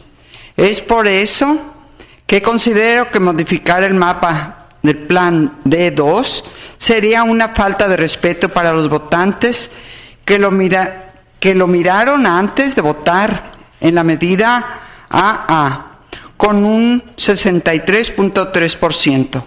Es por eso que pido que no se le modifique nada en absoluto al mapa D2. También quiero pedir que adopten la secuencia que fue entregada a ustedes en una carta por algunas organizaciones. Para mí, esa secuencia es muy razonable, ya que ayudará a que más votantes salgan a ejercer el voto en unas elecciones presidenciales. Es por eso que recomiendo ir a las siguientes secuencias en mapa Plan D2. A, Ward 1, año 2020. B, Ward 3, en el año 2020. C, Ward 5, en 2020 también. La D, Ward 2, en el año 2022. E, Ward 4, en el año 2022. Y la F, Ward 6, en el 2022. Muchas gracias por escucharme.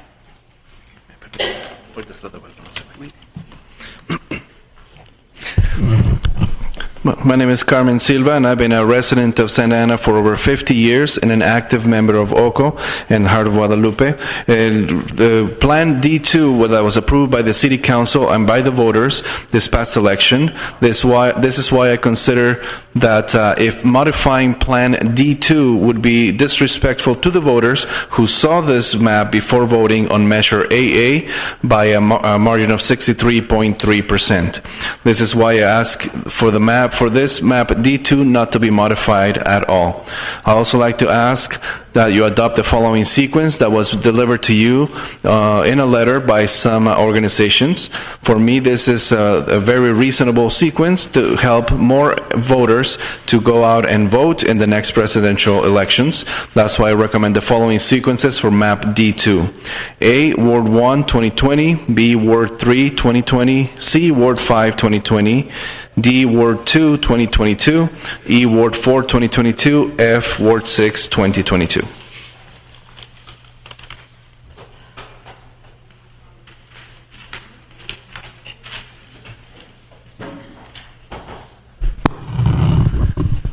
Muy buenas noches.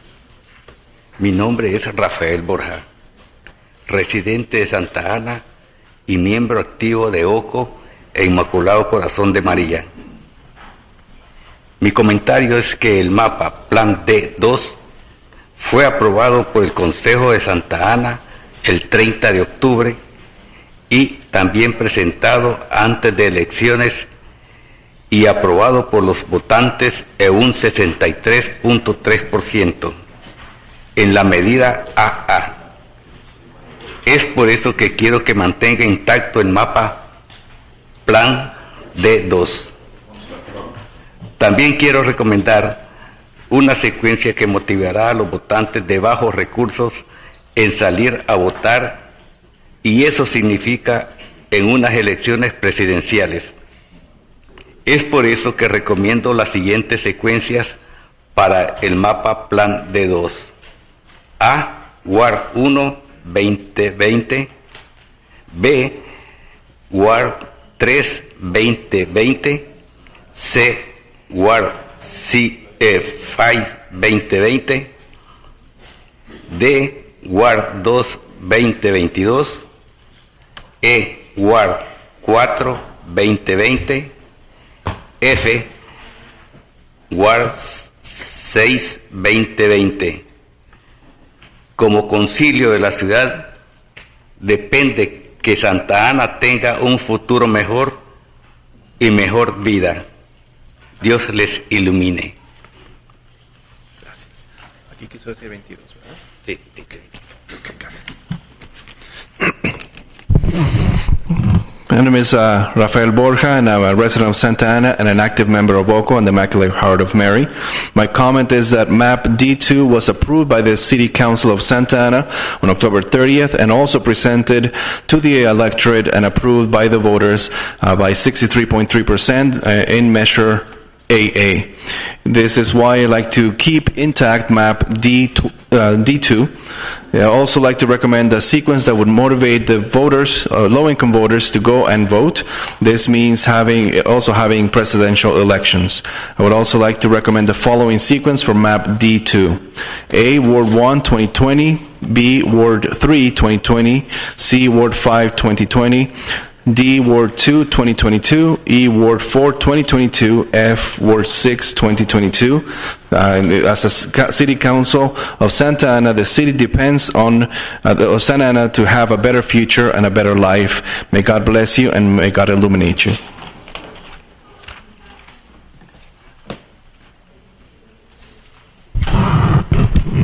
Hi, my name is Lendel Velasquez. I'm a community coordinator with OCO. Good evening. Today I'm here to support MAP D2 without any changes. Residents strongly supported MAP D2 as scheduled community members in Santa Ana, and it was adopted before election on November 6th, where voters approved Measure AA by 63%. I know voters saw the MAP D2 before they voted and are expecting it to be implemented as is. I also want to recommend a sequence that put wards with a higher percentage of low-income residents after election the 2020 presidential year to promote voter turnout among low-propensity voters. My recommendations are as follows. A, Ward 1, 2020. B, Ward 3, 2020. C, Ward 5, 2020. D, Ward 2, 2022. E, Ward 4, 2022. F, Ward 6, 2022. Ward F and E tends to have a higher income population. Wards B and C tend to have a lower income population. Lower income populations tends to vote a lower rate, but having them vote on presidential election will increase voting rates. Thank you so much. God bless you. Okay, now we're going to have Karen Rodriguez, followed by Teresa Lee, followed by Kathy Lee, and Ken Nguyen. And I believe Teresa Lee needs translation, so Ken, maybe you could provide that, unless we're prepared? Vietnamese? Okay. So let's start with Karen Rodriguez, please. Hello, good evening. My name is Karen Rodriguez. I'm a Santana resident in Ward 6. I'm here to support the map D2 without alterations and manipulations. The map is a product of community hearings, direct community input, and most importantly, allows the Asian American population to collectively exercise their voting power and elect someone who understands their community's needs. The sequencing of this ward also impacts the voting turnout of these communities. As a Santana resident who has had the privilege of voting every year since she turned, every election since she turned 18, I believe it is important choosing the following sequencing, as it will ensure that those with the lowest propensity to vote, usually those belonging in the lowest income areas, will be encouraged to do so in the following election year of 2020. The sequencing is as follows. A, Ward 1, 2020, B, Ward 3, 2020, C, Ward 5, 2020, D, Ward 2, 2022, E, Ward 4, 2022, and F, Ward 6, 2022. Thank you. Great. Thank you, Teresa Lee. Followed by Kathy Lee, and then Ken Nguyen. Teresa needs a translator. Do we have translation coming? No. Kathy Lee. Yes. Can you do the translation for us if you don't mind? Oh, we have a translator. Oh, okay. No, I don't need to. Good evening. My name is Kathy Lee. I am here to support map D2, but with zero change. Voters approved by 63% on measure AA. I also want to support the sequence that motivate low-income voters in 9 presidential election. Ward 1 for year 2020. Ward 2 5 for year 2020. Ward 2 4 6 for year 2022. Thank you very much. Thank you. Kathy? Oh, no, Teresa? Okay. Okay.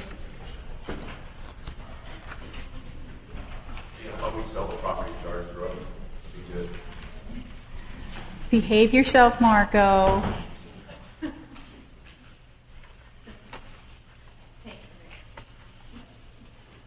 Good evening. My name is Teresa Lee. I am here in strong support of the proposed map Plan D, Plan D2. This map was presented at several community meetings over the course of months. It was shaped by the collective voice of the city. It was then presented to vote before the November election and was approved by the nearly two-thirds majority. The community has spoken and the voters have voted. The map should not be arbitrarily altered. On another note, I would like to also take this chance to show my support for the sequences to motivate low-income voters for the presidential election. I recommend the following sequence. The Ward 1, year 2020, Ward 3, year 2020, the Ward 5, year 2020, and the year Ward 2, year 2022, Ward 4, year 2022, and Ward 6, year 2022. Thank you for your time. Thank you so very much. Ken Nguyen, and I think Ken is our last speaker.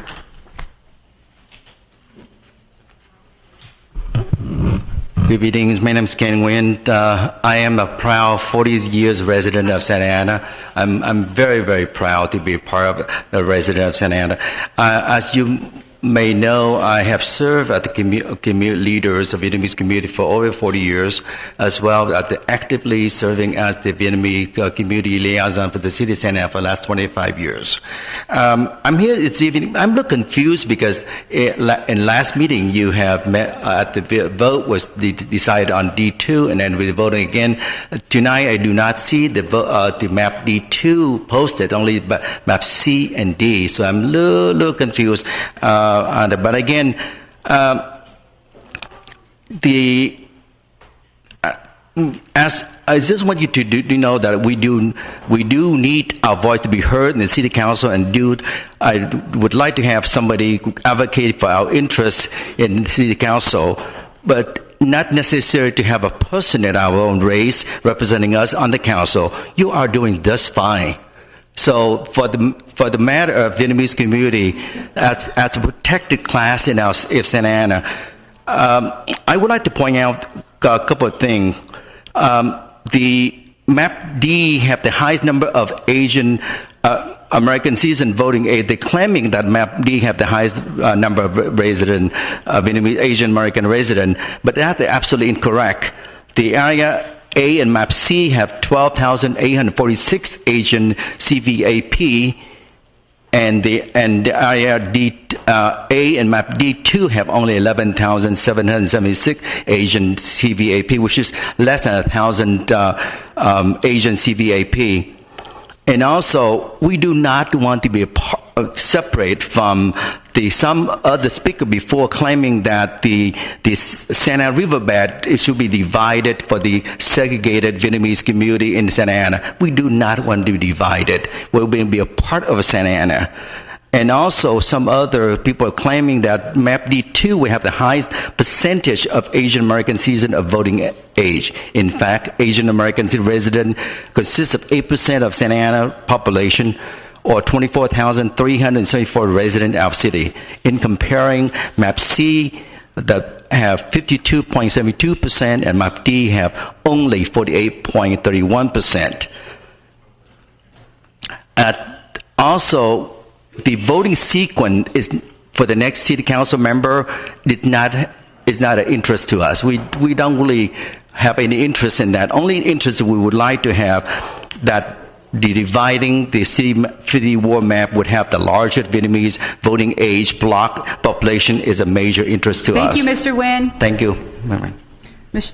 Go ahead. Dunn, he was our last speaker. All right.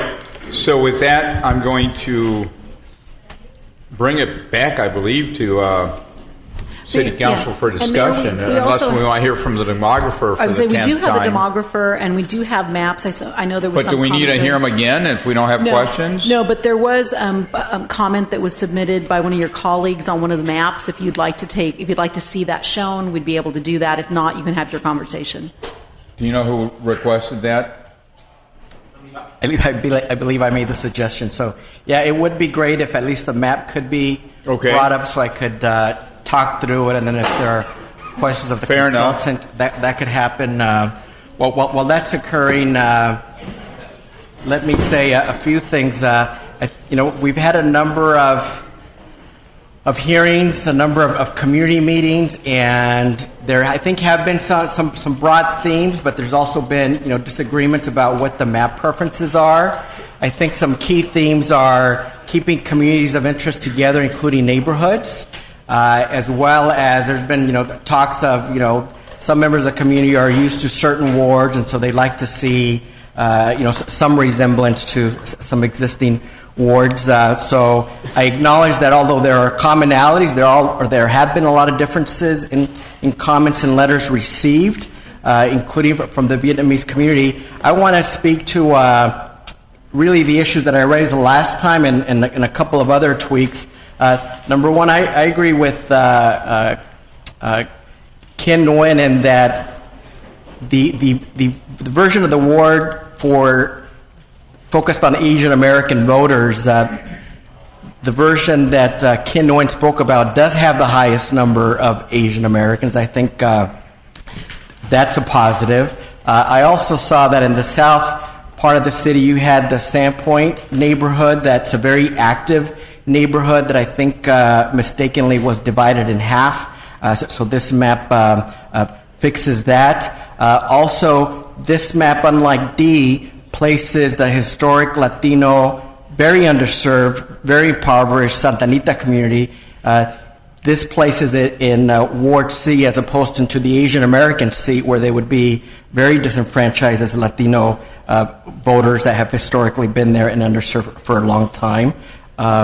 Also for the north part of town, I think we heard consistently that north of 17th is a dividing line, and folks up in that area wanted to prefer to stay together north of 17th. So this map does that. And really the only big new thing that I didn't discuss previously that I'll discuss today is, we recently had an election, and so we now know who has been elected, unofficially elected, because we don't have the certified results yet. But the prior maps, really pits two council members in the same ward. That would be an adversarial thing for 4 years, and I don't think that's healthy for them and healthy for the community. So this version of the map, which is, has some many similarities to prior C and D maps, this places two of those council members in separate wards rather than the same one. So that's a positive thing. With respect to sequencing, because we got to take that up, I would suggest, as I've heard from folks in our community, that they'd prefer to see people that were up 2 years ago, that they be up again for re-election if they are eligible for re-election in 2 years. So that would mean that based off the settlement agreement that says that the Asian district should go first, that would be A, would be a 2020 seat. And then again on the areas that would naturally be also 2020 seats would be C and E. So that's what this map represents. And again, I'm just trying to hear different inputs from the community and work with my colleagues so we can arrive at forward votes for a good map. Thank you so much. Pardon? He said 4, we need 5. Sorry, 5. Exactly. All right. Do you want to go next, Councilman Villegas? Go ahead. Sure, Mr. Mayor. Thank you. Yeah, I like I like the C4 map because it resembles a lot of what we have right now. A lot of the council members that are up here already have forged a lot of relationships with people in that community. So if you look here at I'm holding up the current map, and it's similar. It's similar to what it is now, and of course we wanted to make sure that we had the Vietnamese community to have their own ward, and that's what this is all about. And map 4 represents that. It doesn't really disturb, according to the old map, it doesn't disturb it too much, this current map right here, and it also does keep both of the current council member elects out of the same ward. So I am supportive of that, and that's my comment, Mr. Mayor. Okay, we have additional comment. Councilor Vince Sarmiento. Thank you. And so, Madam City Attorney, if you can just remind us of what we, and I know Special Counsel is here, who was with us at the hearing, I believe it was on the 30th of October. So we went through this exercise before. I'm just wondering why we're doing it again, even though this could have been second reading on the map that we had voted on the 30th, correct? So, as you may recall, when we had that first meeting on the 30th, Council Member Solario asked us at that time, for two things. First, we talked about the idea that we hadn't done the sequencing at that meeting. We purposely said that we had kept sequencing out so that we could just address the map. At that meeting, Council Member Solario had specifically asked Special Counsel and myself whether there could be any minor adjustments to the map. And we said, well, it depends on the adjustments. If they're minor, yes, you could move forward with the minor adjustments without having a second reading. When these new ideas were proposed, we had a conversation. I met and at least spoke with our special counsel and felt that these changes, if considered, would be significant enough. And if you were to do that, then you would need to have to reintroduce it as a first reading. well, Yeah. no, I recall that. Yeah. So I thought that was all asked and answered, because we said if any changes that were more than non-material changes were presented, it would trigger a new first reading. So yeah, I get all that. I thought we were just here to discuss the sequencing. So that's what was explained when we were here. So, yes. And because that was left unaddressed at the hearing on the 30th. Yeah, no, so at that meeting, we did say that you would need to have a second reading, but I'll let special counsel address that. So this is an ordinance, so it would require a first reading and a second reading no matter what. So look, I think that, and I appreciate the council members' efforts to do an additional map and an iteration of what we've discussed, and I think there is some benefit to what I see here. I see that, for lack of a better way of terming it, north of 17th has always been a sort of part of town that's demographically and socioeconomically different than the rest of town. So I can see that community being kept intact. There is some value to that. The way I see this, the maps are going to be a very temporary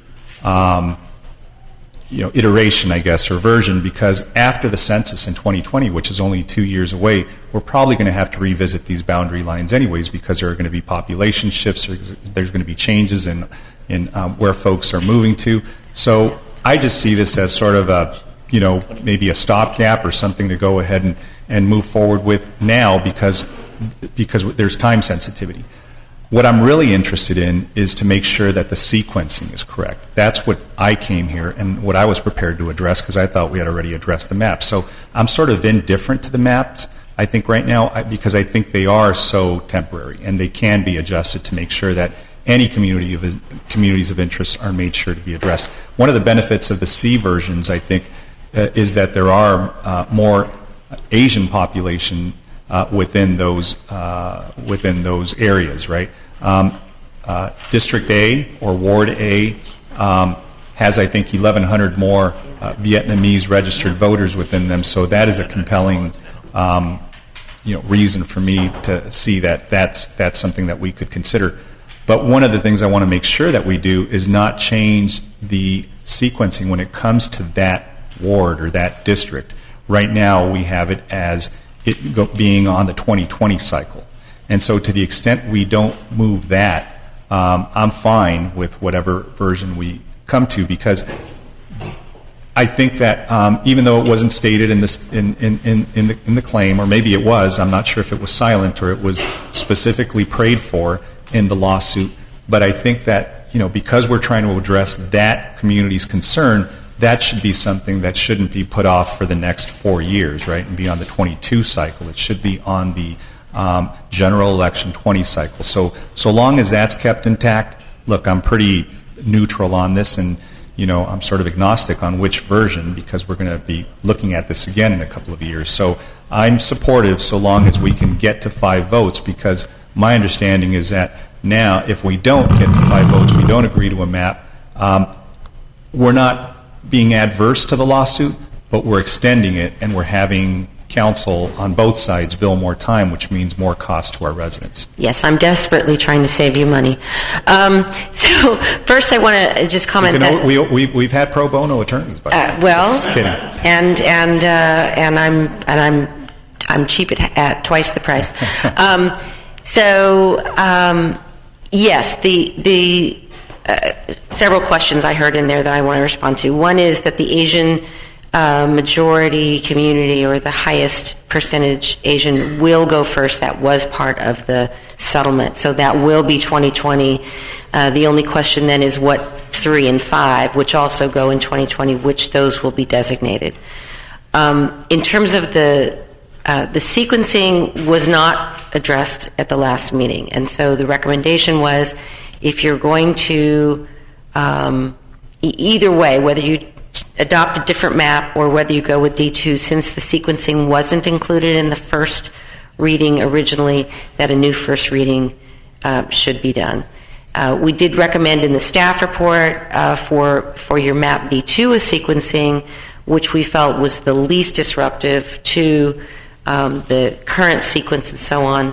But obviously, how you do the sequencing here is really up to the council. Ideally, you would not want to have anybody have to either sit out or run again after 2 years. Well, what would have been helpful, and I'm not blaming staff for this, but I think what would have been helpful is, post, the elections, I think we'd be able to see where those that prevailed would reside. Correct. And then we could make a better idea to make sure we don't have 2 people in the same area or in the same district or ward. That is also instructive. Yes. And that's part of why the recommendation in terms of sequencing for D2 actually changed from the initial recommendation to what we have in your staff report today. And finally, I do want to make one final point, which is that the redistricting that will come after the census likely won't happen until 2021. 2021. So we may not have it done in time because of the time requirements to be in place for 2022. So you may have these boundaries for 2020 and 2022 before they get changed. So, given those comments, I'd like to then go ahead and make a motion for this version of the map that staff has called Plan C4. And in terms of sequencing, consistent with staff's recommendation of less disruption and keeping the Asian majority seat a 2020 seat, that would make A, C, and E on the 2020 cycle. And so that is my motion, at least just so we could continue conversation. So he has a motion on the floor. Do we have a second? I'll second that. For discussion. Okay, we have a first and a second. Discussion, Councilman Benavides? A question for clarification. Previously, Councilman Solorio, I believe you mentioned A, C, and E. Right now, you've mentioned D. I don't believe I did, but A, C, and E. Because A, which is the ward on the left, is the Asian American majority seat. Ward E is largely Ward 3 that would naturally be up in 2020. And then C, the yellow area, is an area that overlaps a lot with Ward 5 that would also naturally be a 2020 seat. So again, to minimize disruption for the areas represented and incumbents in those areas, that would be consistent. Thank you. More comment? Any comment? We have a motion and a second. Do we want to take that before we take? And where's our mayor at? Is he not going to vote on this item? He stepped out. Yeah, maybe if we can find Mr. Mayor. Call a 5-minute recess and wait for our mayor, because we do have a motion in a second. So let me just call for a quick 5-minute recess. I need to go to the ladies. So 5-minute recess.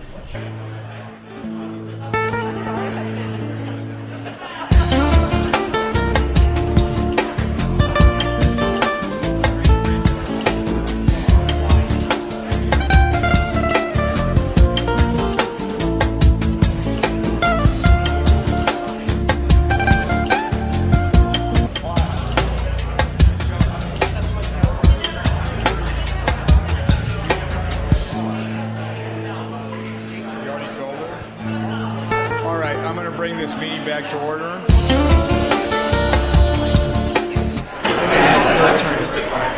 I did.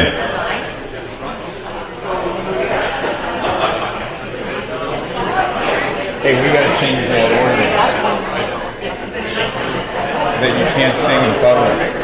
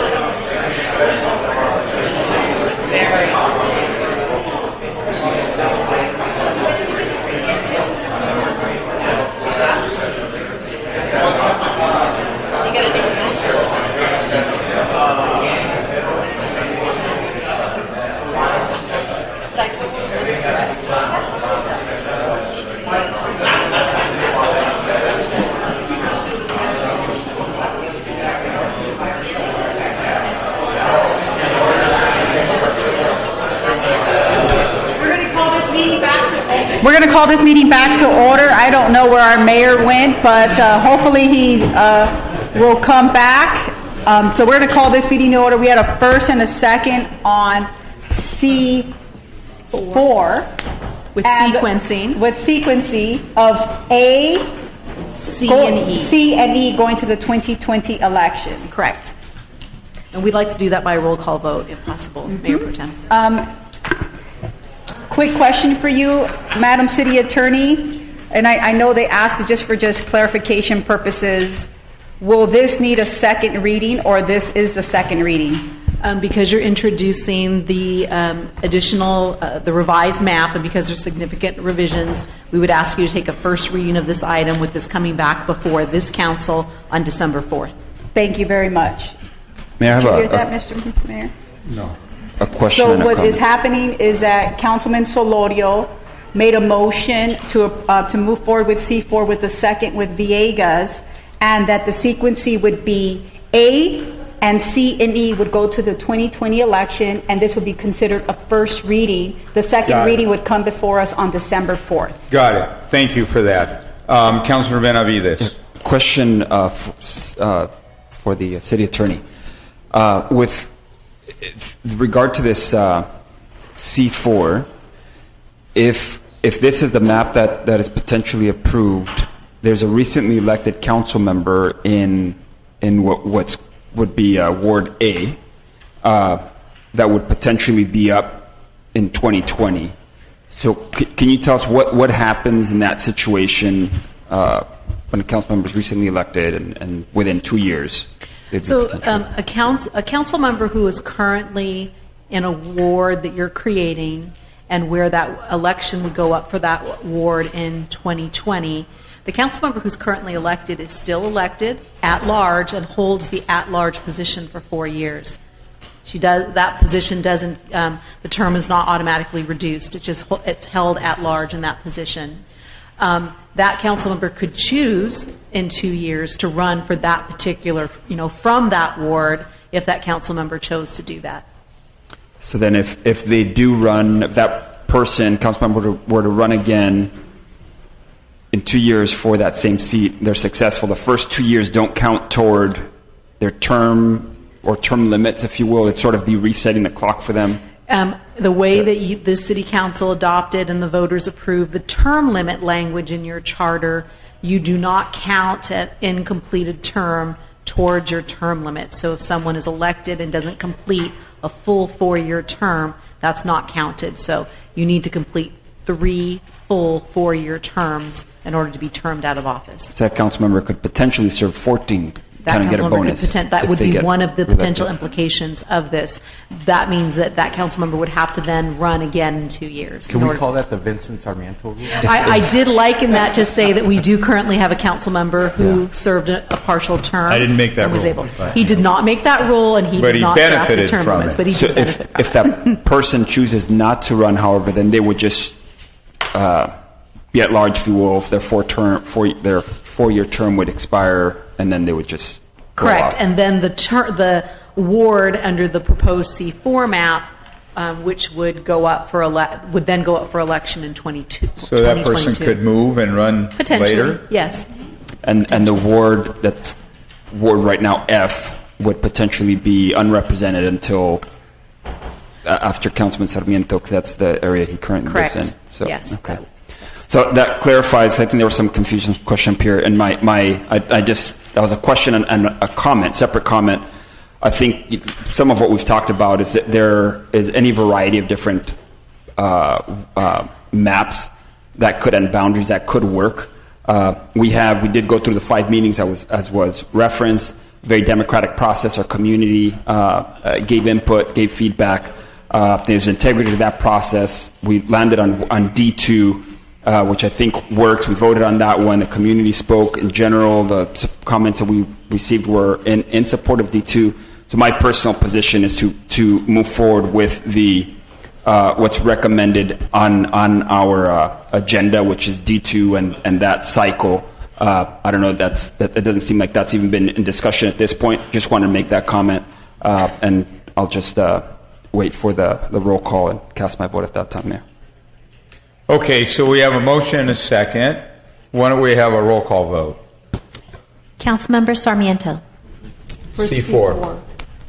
This is just on the C4 map, not on the election sequence. No, it's all of it. Right. But, okay. So it's the sequencing that's not referenced in our package. It's the new sequencing that was introduced by the council member. Yes, it's part of the motion that was made. You know, I don't see. This is my concern with, and maybe I'm not prepared to vote. I'm actually prepared to make a comment. C4, I think, is kind of negligible from C3.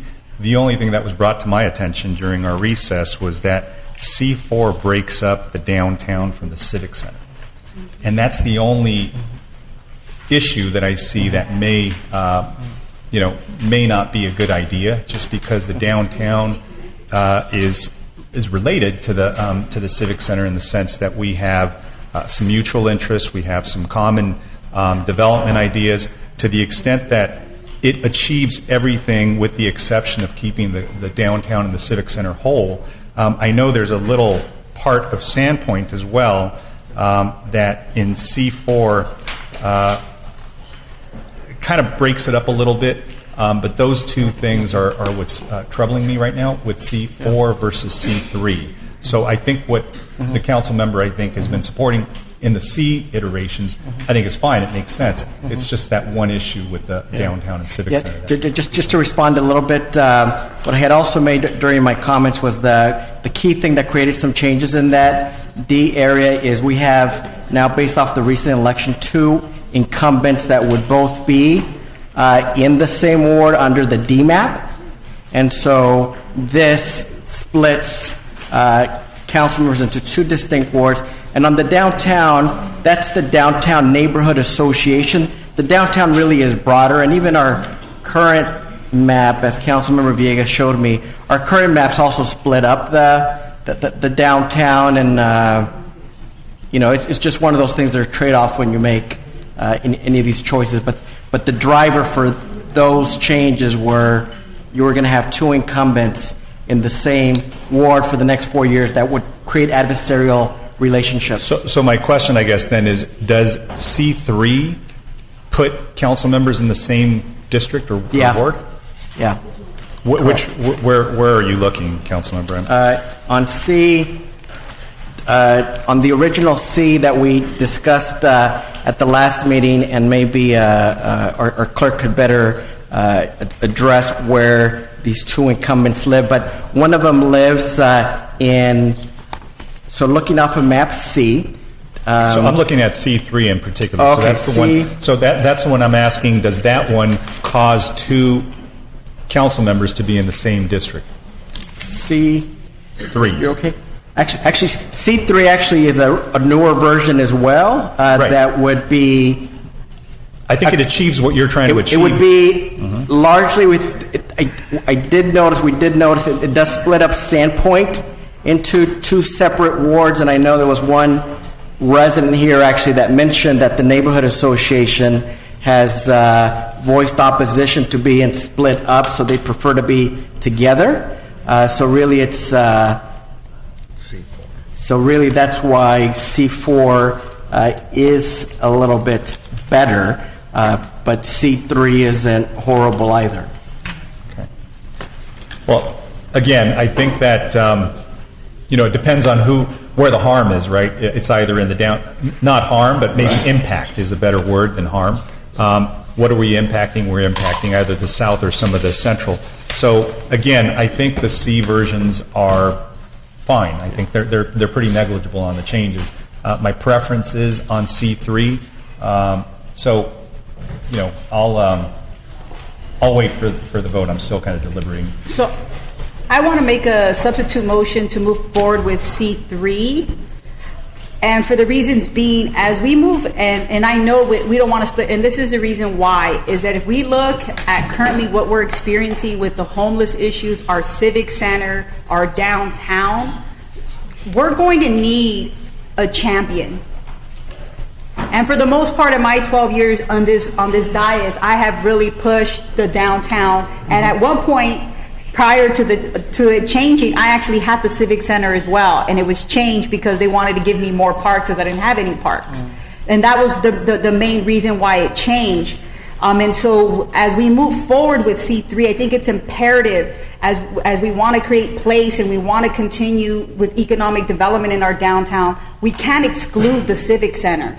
And we want to make sure that we have, now that we're going to district elections, you're going to have representatives. We want to make sure that we have certain champions to make sure that they're able to spearhead and really focus on the Civic Center and its downtown. When you have two separate, folks representing and different interests, we may not be able to move some of the initiatives that we want to move forward as we move forward as a city. Question or all right, Mr. go Mayor. yes. So the Sandpoint area, I understand I wouldn't want to split them up, but even though if we voted on a map that put them in two different wards, they still are the same neighborhood association. They're still working together, still looking out for each other, and we all live in the city of Santa Ana. And with that, I can support C3 to keep the Civic Center together. So I'll accept this as a friendly amendment, that they're all in the same family. So we're C3 now.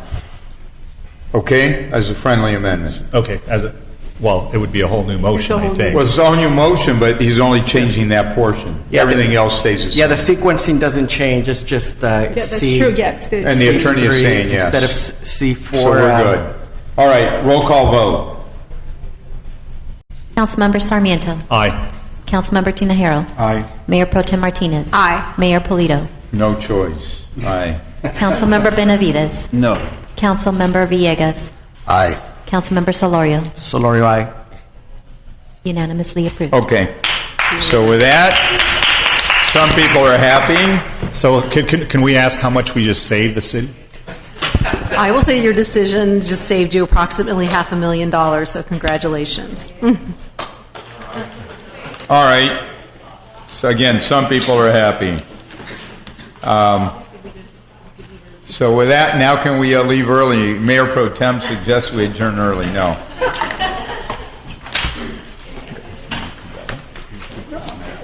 All right. So where are we now, Madam City? 55A. 55A? All right, I would entertain a motion on 55A. Motion approved. Second. Those in favor, please say aye. Aye. Aye. Those opposed, motion carries. 55B as in boy, I would entertain a motion. Motion approved. Second.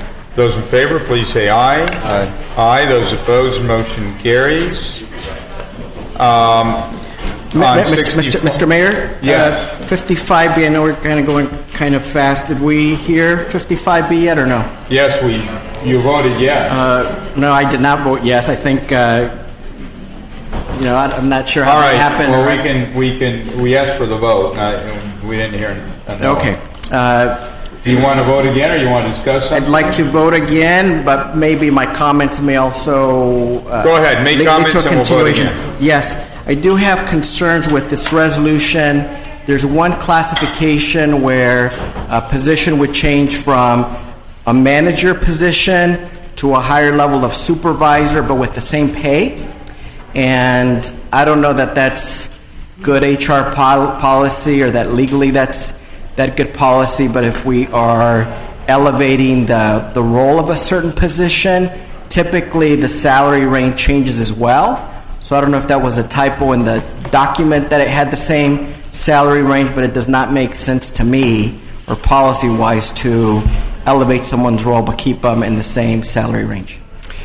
Thank you, sir. Good evening. Stephen Pham, Executive Director of HR. You raise a good question, sir. In this case, what I'm trying to do right now is to bring the classifications in line with the marketplace. I didn't believe that this is the right time to address the compensation issues just right before we start negotiating with the other bargaining groups. And also, when I looked at the compensation level, the position is being paid fairly well, and that I believe we can address that at the later time when I'm looking at a complete classification review along with compensation internal alignment. And that's why I just wanted to address the classification title at this point, but not the compensation piece. I just believe that in the past, whenever we've elevated the roles of positions, we also change their salary range. And that doesn't mean that that individual gets automatically a salary increase. Yes, sir. But they are in a place where the range is commensurate with the new higher elevated position. So, I mean, I don't think that's good policy to give people more responsibilities and pay them the same. I don't know what the gender of the employee is, but I would be especially concerned if the position of that individual is a female. And again, I don't know whether it's male or female. So for those reasons, I'm voting no. Maybe we might want to continue it, or if my colleagues want to support it, or if staff has no changes, then it's up to my colleagues. But I do not feel it's a good policy or precedent. Just so to your point, the position does not increase any responsibilities. I believe the position is under, it's not titled correctly. She is supervising people, but the title is not correctly. I wanted to bring it in line with the industry. But then you just contradicted yourself. If now they are going to supervise, then they should be in a different salary range. And again, these are just my comments, and I don't know if our city manager wants to continue with this as a whole, or what my colleagues want to do. I just don't think it's good policy. Mr. Mayor, a question for the city attorneys. This matter has been voted on. If we wanted to reconsider, I think any individual councilman, any of us could potentially correct our vote or speak out. But if we were to want to reconsider, would we have to vote to reconsider? What's a Yeah, I mean, proper technically, the protocol? mayor did call for a vote on this matter. Yeah, and I thought nobody opposed it, so, and then I was moving on, but then Councilmember just misunderstood or missed it. So Right, but If the council member would like to note a no vote on the item, we could note that vote. If you want to have an open discussion on the item, you could reconsider it. It's really up to the chair, unless the chair's decision What would you is overridden. prefer? Do you want to vote no? I'd prefer, honestly, a 2-week continuance so that our colleagues can get more information about whether this is ongoing policy. And again, I worry about gender dynamics as well. I guess we could have a new motion. And then you're going to need to have a motion to reconsider it, right. If So- you're going to do anything other than approve it or note a no vote, then you're going to have a motion for reconsideration and open up the discussion. All right, why don't we, I'll entertain that if council is open to that. So you want to move for reconsideration? Well, he can't. He has Or to is there a decide. I'll make a second? motion for reconsideration. All right, is there a second? I'll second. I just with comment. Let's remember this is a resolution.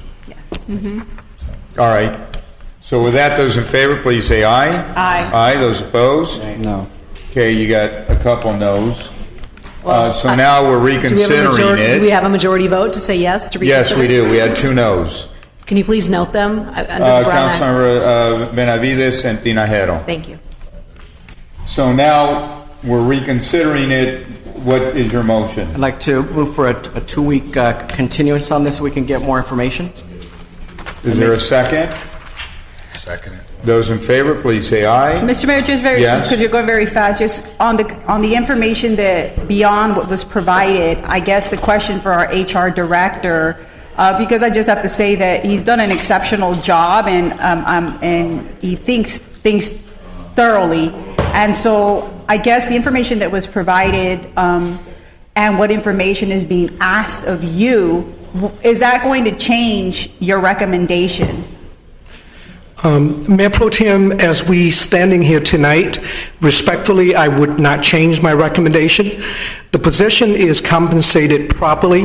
If I change the compensation, I will create compaction issues that already existed. The position is already supervising people.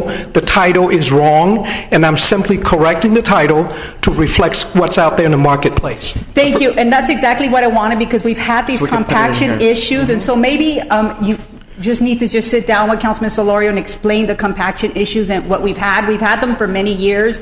We did fix them a couple years ago, in particular with our directors, but we still have a lot more of issues in regards to that, and we do need to fix that, and I want to thank you for that. And maybe we just need to go over that history and that explanation so that we can get everybody to those levels where they're supposed to be. And for example, that information is not in the staff report, as well as the issue of policy of when you're changing someone's classification for a higher level. We typically do change the range. That doesn't mean you change their salary necessarily. So in terms of historical practice, I'd like to know whether what you're recommending is commonly done in our city and others, or whether it's unique for other situations. Thank you. Thank you.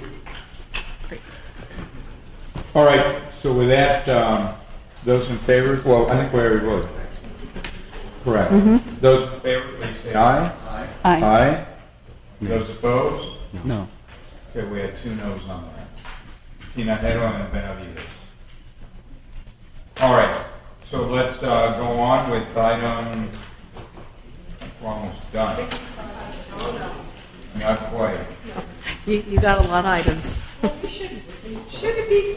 Hey, we're almost done. Let's think on the positive side. There's not a lot of comments. I've been very quiet. But you're not the only one on the council. That is true. 65A. A motion? We have a presentation. I believe on this one we have. All right. Well, we can if we want. We have somebody in from the consultant that we hired from out of state, from All right. I think Well, if you Georgia. wanna- If it'll impact your feeling on the subject, go ahead. Thank you, Mr. Mayor, members of the council. Over the past year, a creative committee has been working to develop and identify a new brand and logo for our city. The city partnered with a company called North Star. North Star Destination Strategies is here tonight. Mr. Ed Barlow will be walking you through a presentation, and he will be doing it very succinctly, he has promised, to make sure council gets through this. So we'll be going through the spirit of how he got to where he is, and then future steps. Thank you very much. Mayor, council members, good to see you again. Appreciate the opportunity to give you an update here to the branding project. And I will, even with my southern accent, will try to move as quickly as possible and respect everybody's time. So a little bit about North Star's process here. We had a lot of research, several months of research went into the top of this hourglass. What we're after is to get what is distinct and ownable for this great community. So at the neck of that hourglass, a strategic DNA statement. And then how to articulate that, present that, how to bring that to life throughout the community. And so just in review, this is something that you approved following all the research, a very strong and distinct DNA statement here for Santa Ana, a place that welcomes the celebration and understanding of all and elevates cultures and everyday narratives into a colorful, vivid sensory experience. And so as we move into the bottom half of that hourglass, foundational creative tools are part of that. A lot of people think brand is about a logo and a line, but it's far more than that. So we're going to share these creative tools with you, but then show you a body of work on how this can be put to work for the entire community.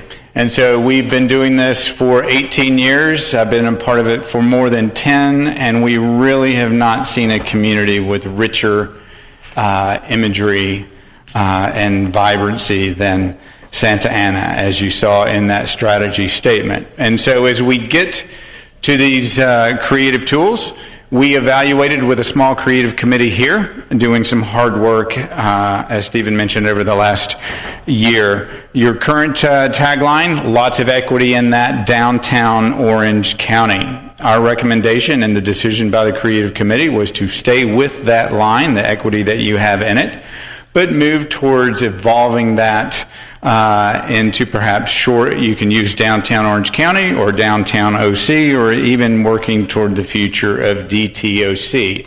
You see the original content mentioned there, as we talked about, as I showed all of those vibrant photos. So we want to use this brand to showcase all of the original content, even some of which we learned about earlier today in this meeting, as you recognized many in the community. Logos, as we approach the design exercise, what is iconic here in Santa Ana? What can graphically represent this community? No one mark can exactly do that, but it can help tell the story. We want to be sure that it's professional and sophisticated, but absolutely distinct. So we even start with sketches, we look at monograms, and so you can see here that the S and the A for Santa Ana can come together and form one of your iconic images of the green parrot. And so the creative committee choosing a color palette and a logo here, and we're going to show you how this can come to life throughout Santa Ana. DTOC is downtown Orange County, not just downtown Santa Ana. Another creative decision is a visual direction, so you start to see how this can be put to work with photography style and how that bird gives the framework, how that parrot gives the framework for featuring all of this original content and some headline ideas as well. The bottom half of that hourglass is a full 2 to 3 year implementation plan. And so for the sake of today, we've organized this work, teasing a bit of that with you in these 5 sort of categories. And so we'll start with organization. You don't want to manage your brand by committee, so we give a lot of thought and give you direction on choosing a brand leader and giving that brand leader tools like letterhead, as you see here, and PowerPoint, because a lot of presentations will be made to the community to understand this brand and this new look. We have a full PR plan in the implementation plan as well. Part of that recommending a sort of Friends of group, but you can see here recommendation of the Santa Ana Alas Council or Wings featuring the bird, and so using social media as a tool to communicate with those ambassadors, but tools that they can also use. But again, really leaning into that original content. We demonstrate how different departments or partners can use it with logo variations. One of the most important tools that you have is a city website. I know that you're currently redeveloping yours. This is our recommendation, not just for a city website for, say, city services that you offer that has a lot of content on it, but our recommendation is a portal website, a one-stop for all things Santa Ana, from economic development to city services to visiting or tourism, the arts, the culture, education, flavor, and so rotating photo banks here as you see the navigation moving on the left. So very vivid, very bright, that sensory experience that Santa Ana delivers. Sharing original content, giving people space to do that, and featuring social media and calendar of events. Just simple things that you may already do, planning calendars for different meetings, planning downtown OC's original content, uniforms and city vehicles as you rotate in new vehicles or redo decals. That's when you can apply these new marks. You see the Public Works here.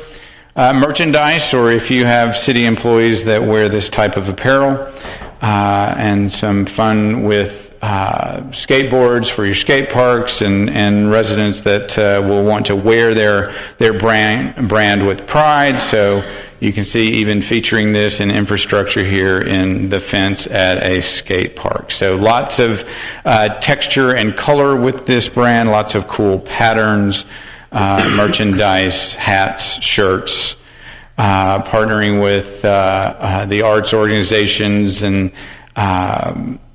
giving a way to feature this for kids or adults, and partnering with schools, whether this is merchandise or giveaways, or partnering with the music programs in schools, a fun application that could be merchandise and people could purchase, or for outdoor events or Parks and Rec, and even your hospitals and healthcare partners getting involved with branded things. Now, economic development and business, a great audience for your brand, very clean, very sophisticated, and so economic development needing some tools to communicate, customizing inserts, having their this is the existing structure that you have for your trade show booth. Great way to communicate that vibrancy of Santa Ana as a place to do business. Showing some options for partner logos and ways for small businesses or large businesses to demonstrate their partnership in the brand. Getting small businesses or other different businesses across Santa Ana involved. Just a few ideas to get you started. The implementation plan will go into greater detail. So garment bags for quinceañera dresses, or original content flights at a brew pub or gastro pub. You've got a helicopter tour group at your executive airport, where you can do wraps on theirs. You make these great board shorts, so your brand can go far beyond your borders as you partner with them in a particular line of board shorts. Dining guide, great food here. I always enjoy and look forward to it when I get to visit. You are already doing something like that. Just shows you how you can use that tool with the brand. Giving artists here a way to interpret this. An artist has perhaps built or designed a selfie wall that could be different places in Santa Ana where people will take their picture and share on social media. Using outdoor boards to advertise the brand and your events, even as can serve as entryway signage. Taking your existing events and doing Snapchat filters, or having participants custom aprons or armbands, and ways to use the brand to support those events. Getting kids involved and families, whether they're residents or visitors, on searching for the original content throughout the community. Getting your esports arena involved, whether these are things people can purchase or tournaments that they host. Different consoles. Pins we've already shared, different stickers, or even the shapes of such for coasters. More merchandise, whether that's hand sanitizer or apparel. Just ways to keep the brand in front of people in ways that they would regularly use and enjoy. Back in my day, this was called a fanny pack. The design team tells me they're back in style. They're called hip bags, so I'll let them tell me that. Fun use of the brand here on flip-flops and for wine bars or executive gifts. Corkscrew. Your infrastructure. a 3D canvas for the brand. So this plan is not how and where to place the logo or just putting your logo wherever you can.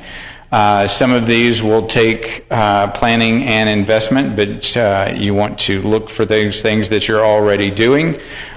Space is limited as you enter Santa Ana, but a way to use some retaining walls that are already in place and then some easy signage to define those borders. A couple of options here for you. You've got great wayfinding as you need to update those, updating that with these elements and the color palette. So looking a little bit closer here. Taking your throughout the community, but also even beyond, engaging folks with the brand as people move through the community. Pole banners are a great way to define a space, and so you can see the different ways that you can do that, featuring the brand, but also events, and showing these in place there at the transit center. Using bare walls to engage folks throughout Santa Ana and getting partners in that way. This looks like a crosswalk, and it could absolutely be that, but this is also an art installation where these birds in flight are actually hanging above. And so you have a very iconic water tower. We've seen your water tower and the existing treatment and logo on it in tattoos, which very much impresses us. We've never seen that before, but you could apply the bird and the brand to that, something very recognizable, or even projection. So this is not painted on this, but would be projected on that.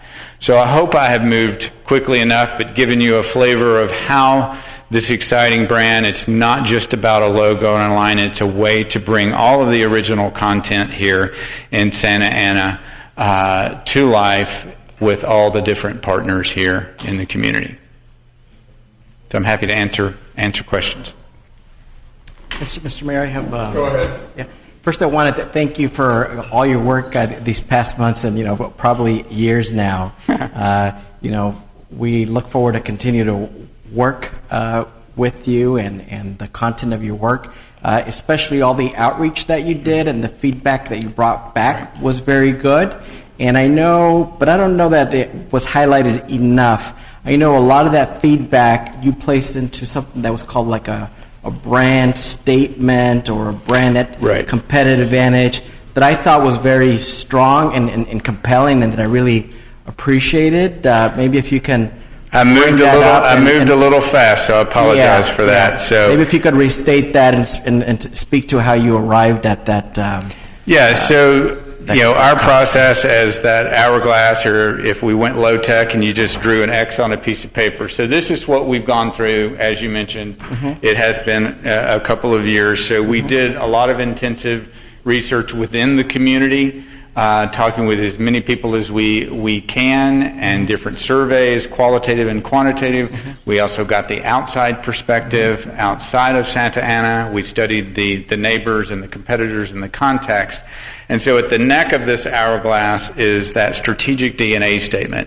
And so while we didn't review all of the research... It was just hard to read from here. It is, so I'll read the whole thing to you. For those seeking the energy of an urban and artistic setting, Santa Ana, Orange County's downtown and county seat, welcomes the celebration and understanding for all and elevates cultures and everyday narratives into a colorful, vivid, sensory experience. Right. No, I think that captured really well the dynamic spirit of our city. Well, thank you. The research led us there, and then that guided all of the creative work and implementation planning that was the bulk of today's presentation.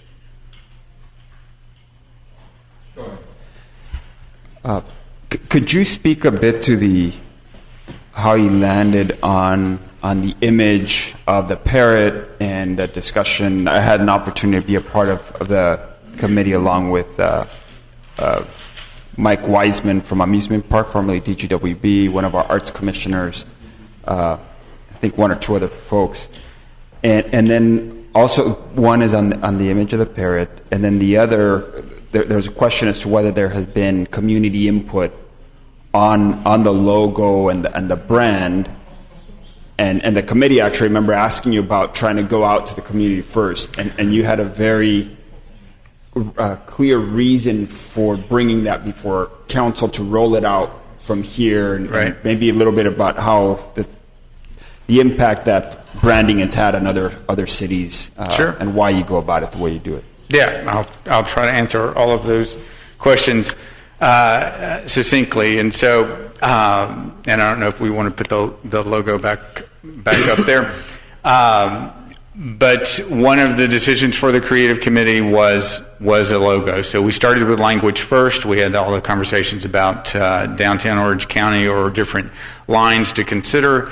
And then the challenge for the design team and for the creative committee is to identify a mark that carries this strategy forward, gives you a framework to tell that interesting story. So the tagline or strapline or slogan, whatever term you like to use, and the logo need to work in tandem. They don't always have to do the same sort of lifting. So it's hard to represent a community as diverse with all the great advantages of Santa Ana in one single mark. But in the different options that we considered, we felt very strongly and recommended to the committee, and you received it well and had lots of good discussions about it. This is not your normal municipal mark. It's clean, it's sophisticated, it is uniquely Santa Ana. It lets you tell that story of original content. It lets you tell the story that came through the research of that sensory and vivid experience and all of the great talent that is here. And so by staying with your line, you have that equity built and gives you a little more freedom to have a strong and distinct logo. And so it's not the safest choice, but it will be a very hard working. Now, everybody's not going to like a particular logo. Creative is very subjective. But what we want as a community brander is to get people behind a strategy. And so while someone may not like part of the color of this, we understand that. But this, as you even see with the what we shared today, can help all aspects of the community. Now, as far as creative input on, or community input on creative, we find in all of our many years of doing this, there's an inverse relationship with the size of the folks evaluating creative and the quality of the output. And so that's why we try to keep that small. We have seen communities do contests and such, and sometimes the output can be fine, but it's not always as effective as you really want it to be. So it may get votes from a broad number, but it's not going to be very hardworking. And so you've invested a lot of time and money in uncovering this strategy. And so we want to advise and direct the best route with our expertise in achieving that. And so we don't want to make this a referendum on a logo and a line or a color palette or any one piece that we've shared here today. It's the body of work and what this can mean for the local business community, for economic development, for neighborhoods, for schools, for kids' arts programs, all aspects of Santa Ana that makes it such a rich and vivid place. I'm not sure did I answer all of those or touch on them? I hope. Yes, I think the only I think you did touch on it. The rationale behind sharing it to council first. I think again the question about whether there was community input on the logo itself. I think for me, I'll mention it took a little bit. This is bold and different from the more that urban landscape image and logo we have that we've gotten accustomed to. So it took a little bit of getting used to, I think, for even some of the members of the committee. but it did after a little bit of looking at it, processing it, and seeing how this is really in a lot of ways unique to Santa Ana, the vibrancy, the excitement of it, the story behind the parrot that thrives in an urban setting, and that tells a lot about the grit of our city, of our community. So it after thinking through that, it really grew on me, and I think other members of the committee, and I think there's a lot of opportunity here, and I think for some folks maybe hearing it and seeing it for the first time perhaps, I'm not sure if everybody had an opportunity to sit with you one-on-one. There's a lot there, again, a lot of potential. So that's my comment. 2 cents, any more cents? Maybe 1 cent.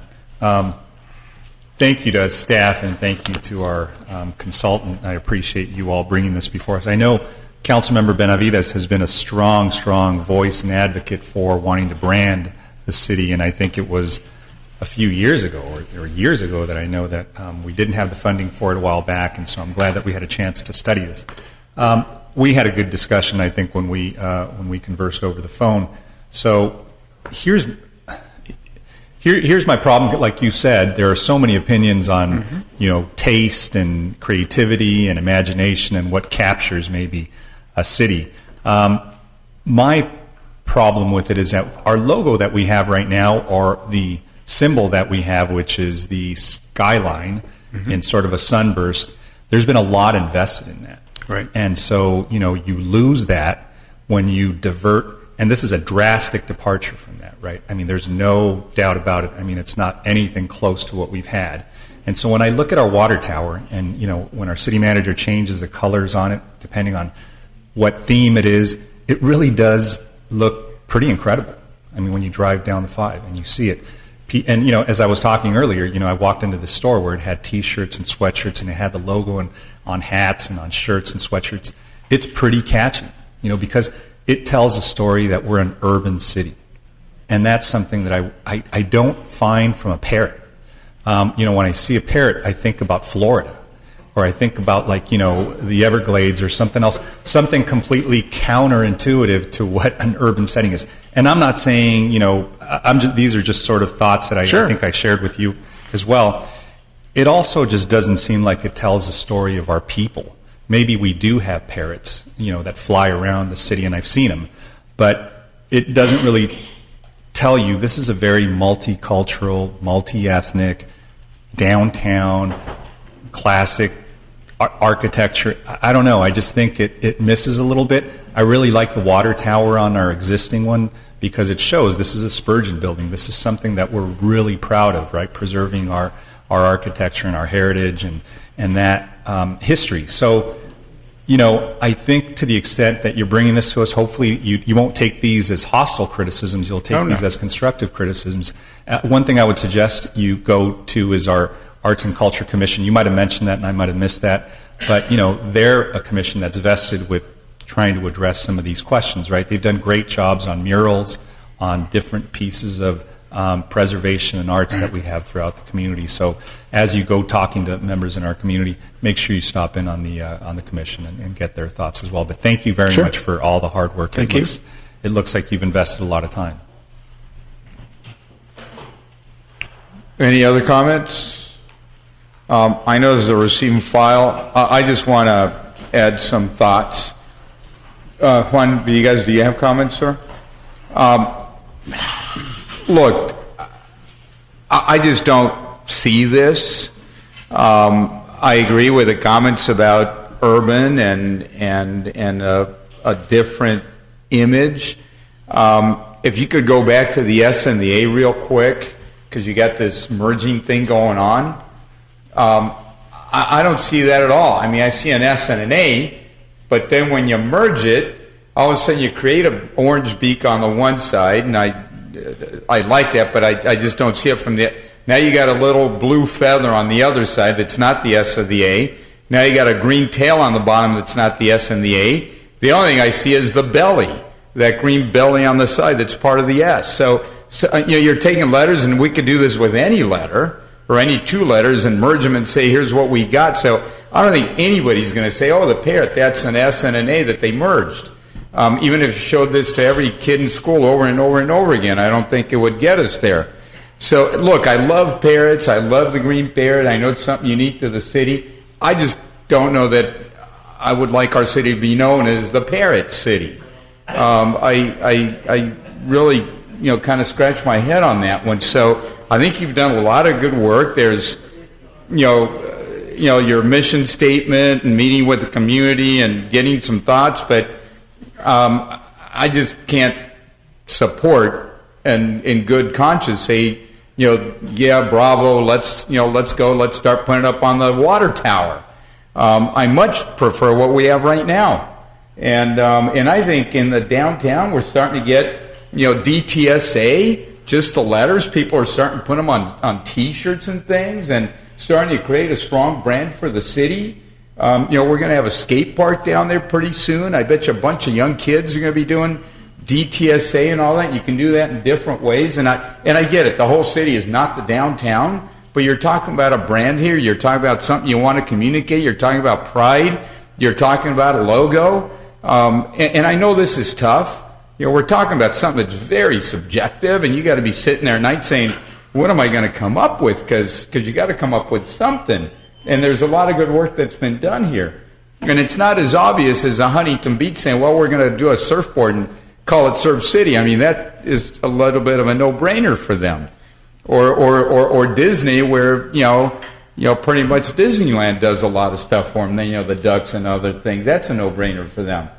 Or the Irvine Company that takes Irvine and says, everything's going to be, if that parrot were in Irvine, it'd have to be in conformance with their homeowners association. It'd probably be brown with a little tiny bit of dark brown or something.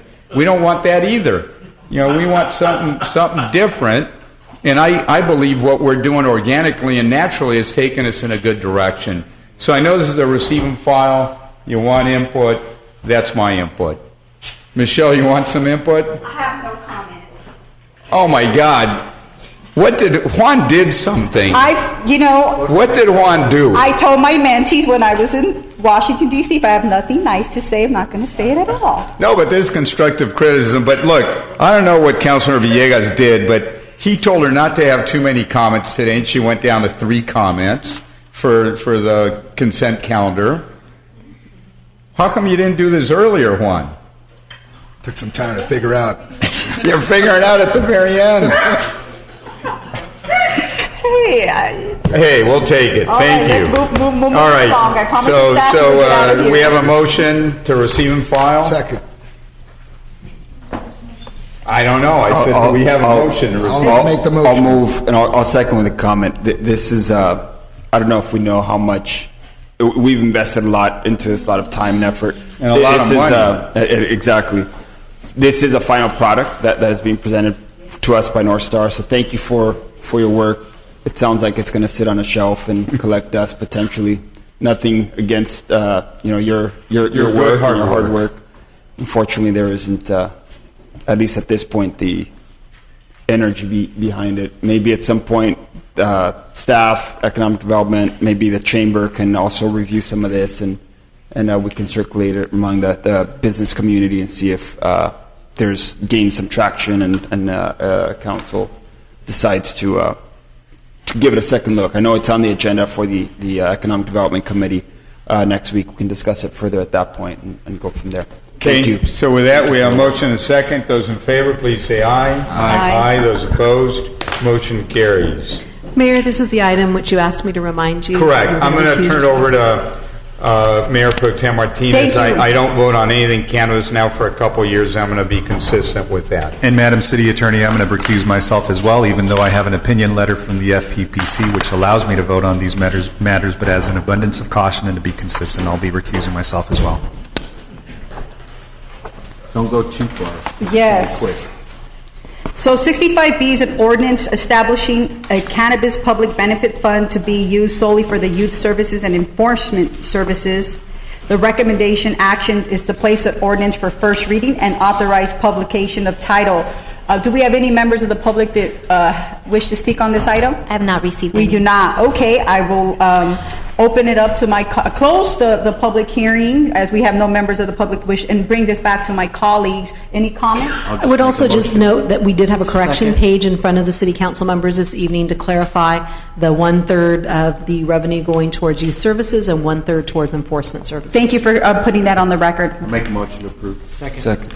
All those in favor, please indicate by saying aye. Aye. Aye. Motion passes. Mr. Mayor, Councilman Sarmiento, we're going to moving on now to 65C, which is approval of terms for resident vehicle incentive program, and I think that item was continued. Yes, that's correct. So we're going to be moving forward to 75A. Oh, actually, we did that 75A, right? Yeah.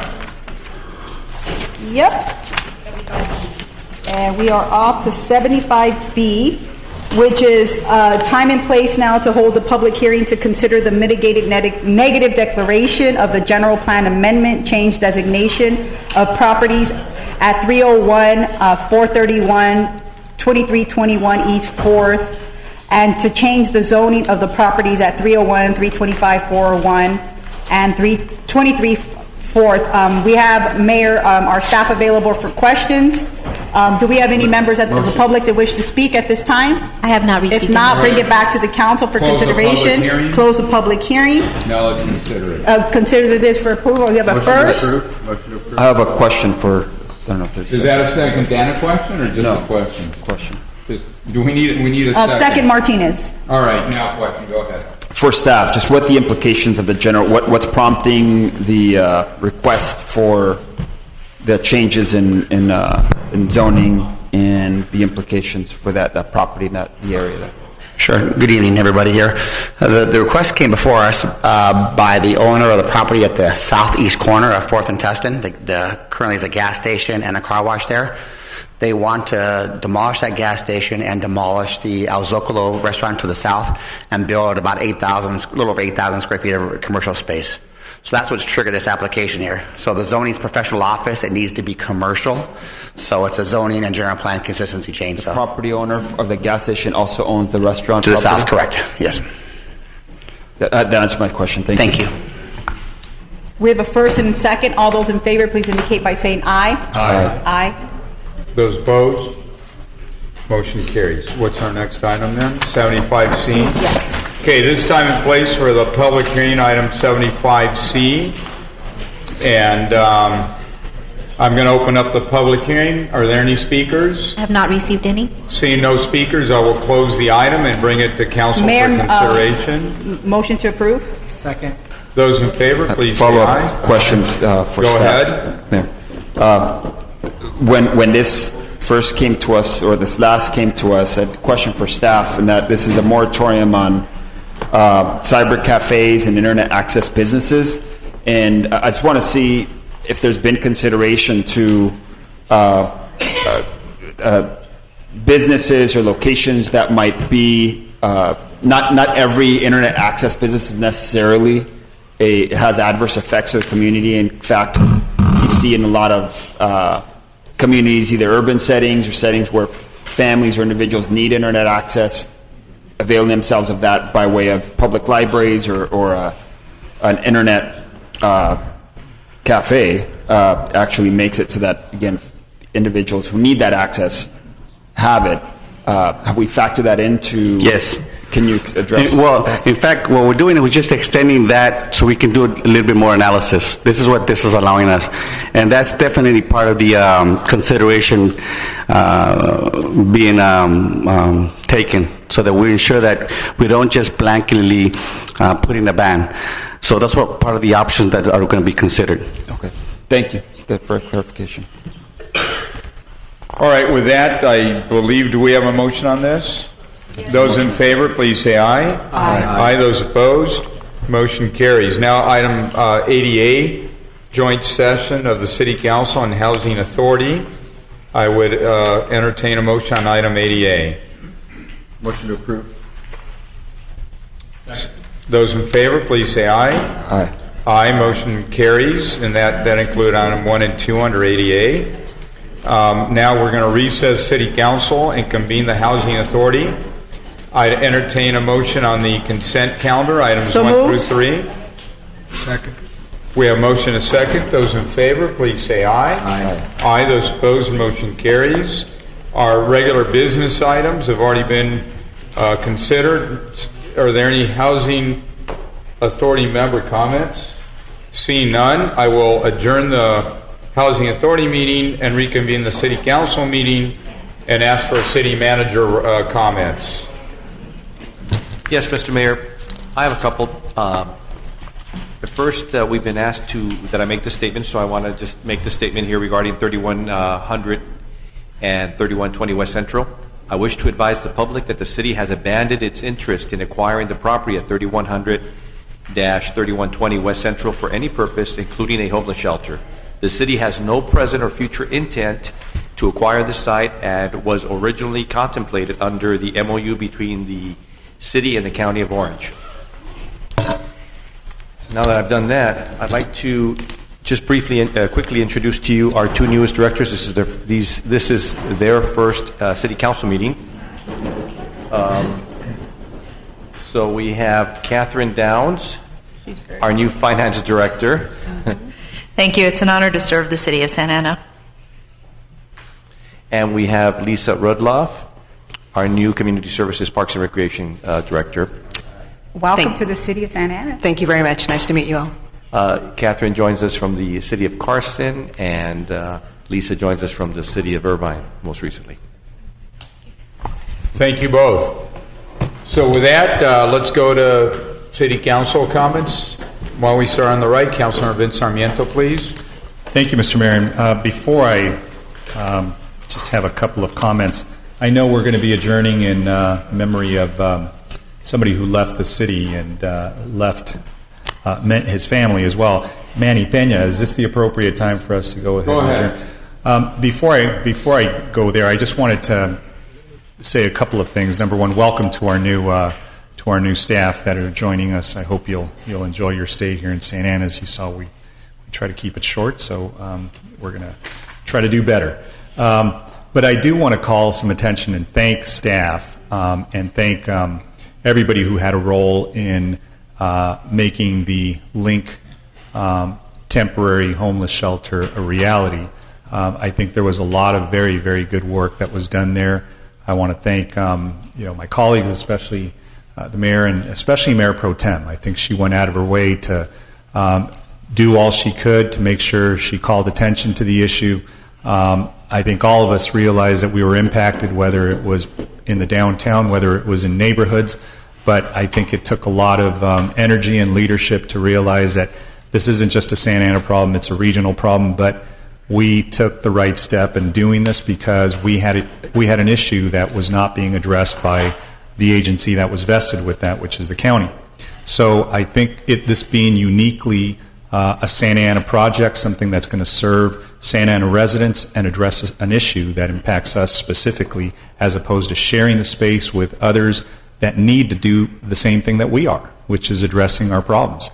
We can no longer absorb the problems of others. The reason why I think other cities have such a low homeless count is because they bring them in here to our city for services and they never go back. So that's what creates a very low increment for them of a homeless population, because we absorb their problem. And so that's been the case for years, literally decades maybe. So to the extent with that, we're more vigilant about making sure that we scrutinize those that are going to be referred to the shelter and make sure that their origin was in Santa Ana. If not, they need to go to the city of origin that they came from to receive their services. So that's only fair. That shows proportionality amongst the 34 cities in the county, and I hope that's something that staff is going to be very strict about. So thank you all, though. But I did visit before I left to a conference last week and was very impressed. I think that the facility was just incredible because it did segregate families from men and children away from adults, and that's something that you want. You want to make sure it's safe, that there's a place to eat and convene with your family if you have that. For single mothers, they have a space of their own as well. So I think it really answered every question that I had, and it was probably one of the cleanest spaces I've been in a very long time, and it speaks well to the work that was done. And to our Director of Public Works, who I believe spearheaded this, to do this in 28 days with the help of his staff and everybody here, because every department touched this. It's an incredible feat. It really is. And so I think that we should be proud of it. It's a temporary space, but nonetheless, it's something that we can look back on. And for those of us who don't have much time left on this council, I think it's it's going to be something that we look back on later, hopefully, as the homeless problem gets addressed better because of this site, we can be proud of. So I want to wish everybody a happy Thanksgiving. Be safe. Give thanks for all the blessings we have. Sometimes we may not see them as obvious, but just seeing our families and coming home to our families is something to be thankful for, and that's what a lot of people don't have. So I want to adjourn in memory of somebody who I mentioned, who I've known for years, and many up here on this dais have known for years, Manuel Joseph Peña, Jr., who was known, to us as Manny. Manny Peña was a fixture here, who was an institution in Santa Ana, and specifically the downtown, for years. I remember when the downtown had something called DSABA, the Downtown Santa Ana Business Association. Manny was, played a very active role in that. He was always somebody who was eager to help, eager to, lend a hand to, and he was somebody that, always met you with a smile and always met you with a friendly gesture. So he will be very, very sorely missed. He's survived by his family, specifically somebody who you may all know, Marlene Peña, who is a director of Relámpago del Cielo. And so Marlene is somebody who is, I think, carrying on that legacy of her father through the Ballet Folklórico that she directs. So we do this in memory of them. Manny grew up on the coast of California and moved to Santa Ana in 1973, where he resided here for 43 years. His passion was helping the community wherever he could. He was involved in many nonprofit organizations, including Relámpago del Cielo, Orange County Hispanic Chamber of Commerce, the Kiwanis Club, and as I mentioned, DSABA as well. He's survived by his wife Sandra, children Vicky, Richard, Marlene, and Lenora, and his grandchildren Kevin, Louis, Madeline, Melina, Carlitos, and his sister Patricia, and his brother Guadalupe.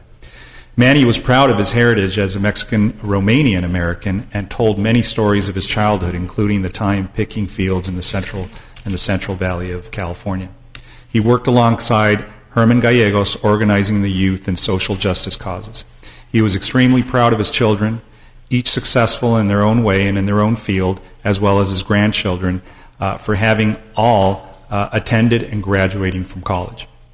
Manny constantly spoke of the importance of education. Manny constantly spoke of the importance of education to all youth that he came in contact with, and encouraged and stressed the importance of college. Even reading this, this biography of Manny, I didn't know he had a Romanian, background in his family, because he always wore. It's funny. I was talking to Alvaro, who was wearing cowboy boots that he purchased over at R&R Sportswear. Manny had this iconic look to him. He could be dressed in a suit, he could be dressed in jeans, but he always had his boots. And I know he purchased his boots from R&R Sportswear downtown. But he was a very proud Santa Ana resident, and he never hid the fact that he was ashamed to be here. And that's something that in the years past, when the downtown wasn't as nice as it is today, Manny always spoke of the benefits of the downtown and of the city.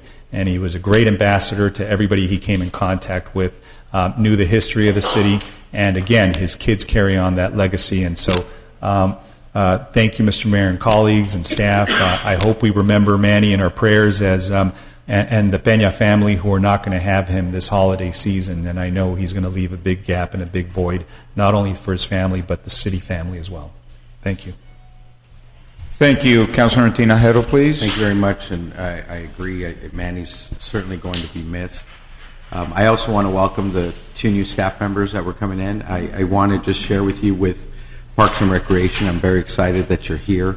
I think I'm excited. I'm sure there's going to be a cultural shift there. I think we have to go away from the bureaucratic, when people come up and instead of it just being a no, we can't do it that way, but let me help you. So we can serve you, and we create a more customer service environment. So I've heard great things about you. I'm excited that you're here. So thank you so much for coming to the city of Santa Ana.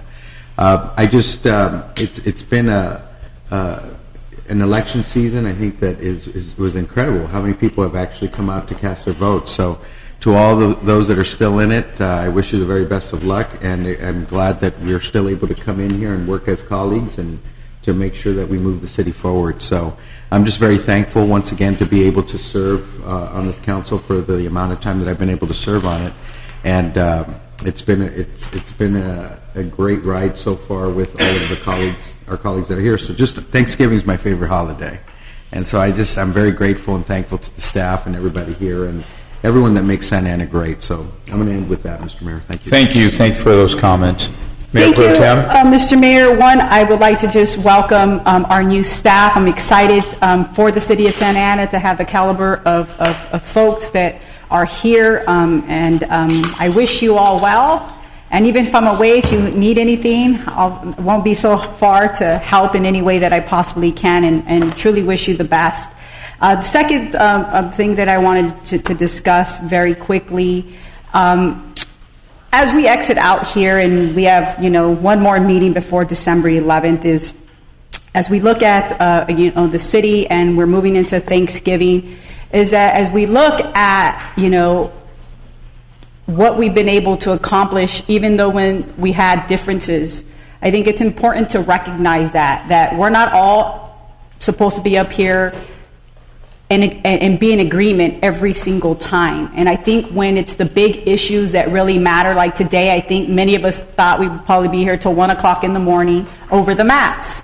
But we came together to move the city forward, and I think that's what's important. And at the end of the day, I want to thank my colleagues for that, because it really shows not only the residents but city staff that we're willing to put our political differences aside to move that city forward. And then lastly, I was in Washington, D.C., so I didn't get to participate in the ribbon cutting or the press tour of the homeless temporary shelter, and just wanted to take an opportunity, to thank the residents, because that's one thing that we haven't done yet. Many of our residents were in the chambers, provided input and emails to this council to move forward with a shelter that would accommodate 200, and that's how we got to that. And so I want to thank those residents that were active, that were sending emails, and really holding us accountable. I think at the end of the day, and the way I coined this and phrased this when I took it upon myself to really get involved, I call it a P4. And that was putting people first and putting the homeless community first, and the residents, and why we were experiencing what we were experiencing with this crisis. And then secondly, which is a P3, which was bringing the public and private sectors together to really move forward and make sure that we were able to construct and operate and maintain a system that would be able to be expedited with a delivery model that would get us to that 28 days. I think that's very important in how we were able to bring, FWAD and this war concept, and then more importantly, the network. That network is multi-sectoral, which means that we brought the county on board, we brought nonprofits on board, and more importantly, you brought an entire city council on board. Look, a P3 cannot function. We cannot do things for people if we don't have a network that that the people can anchor onto. And so that network is extremely vital as we move forward and we want to get anything done. This is the way we have to get things done, and that is bringing everyone along. And so I want to also thank Mercy House and their staff, and because these guys have a lot going on, and they are certainly not perfect, but one thing that I can tell you is that their compassion and their willingness to roll up their sleeves to get things done, I was extremely impressed that they were willing to push the envelope, even though when the mayor said he wanted this shelter to be up in 10 days, which was was not going to happen, but to do it in 41 days was exceptional for Mercy House and its partners. And so I think this is a model moving forward for not just for Santa Ana, but for cities across the country, but also realizing that we have issues with regulatory. Government is slow by design.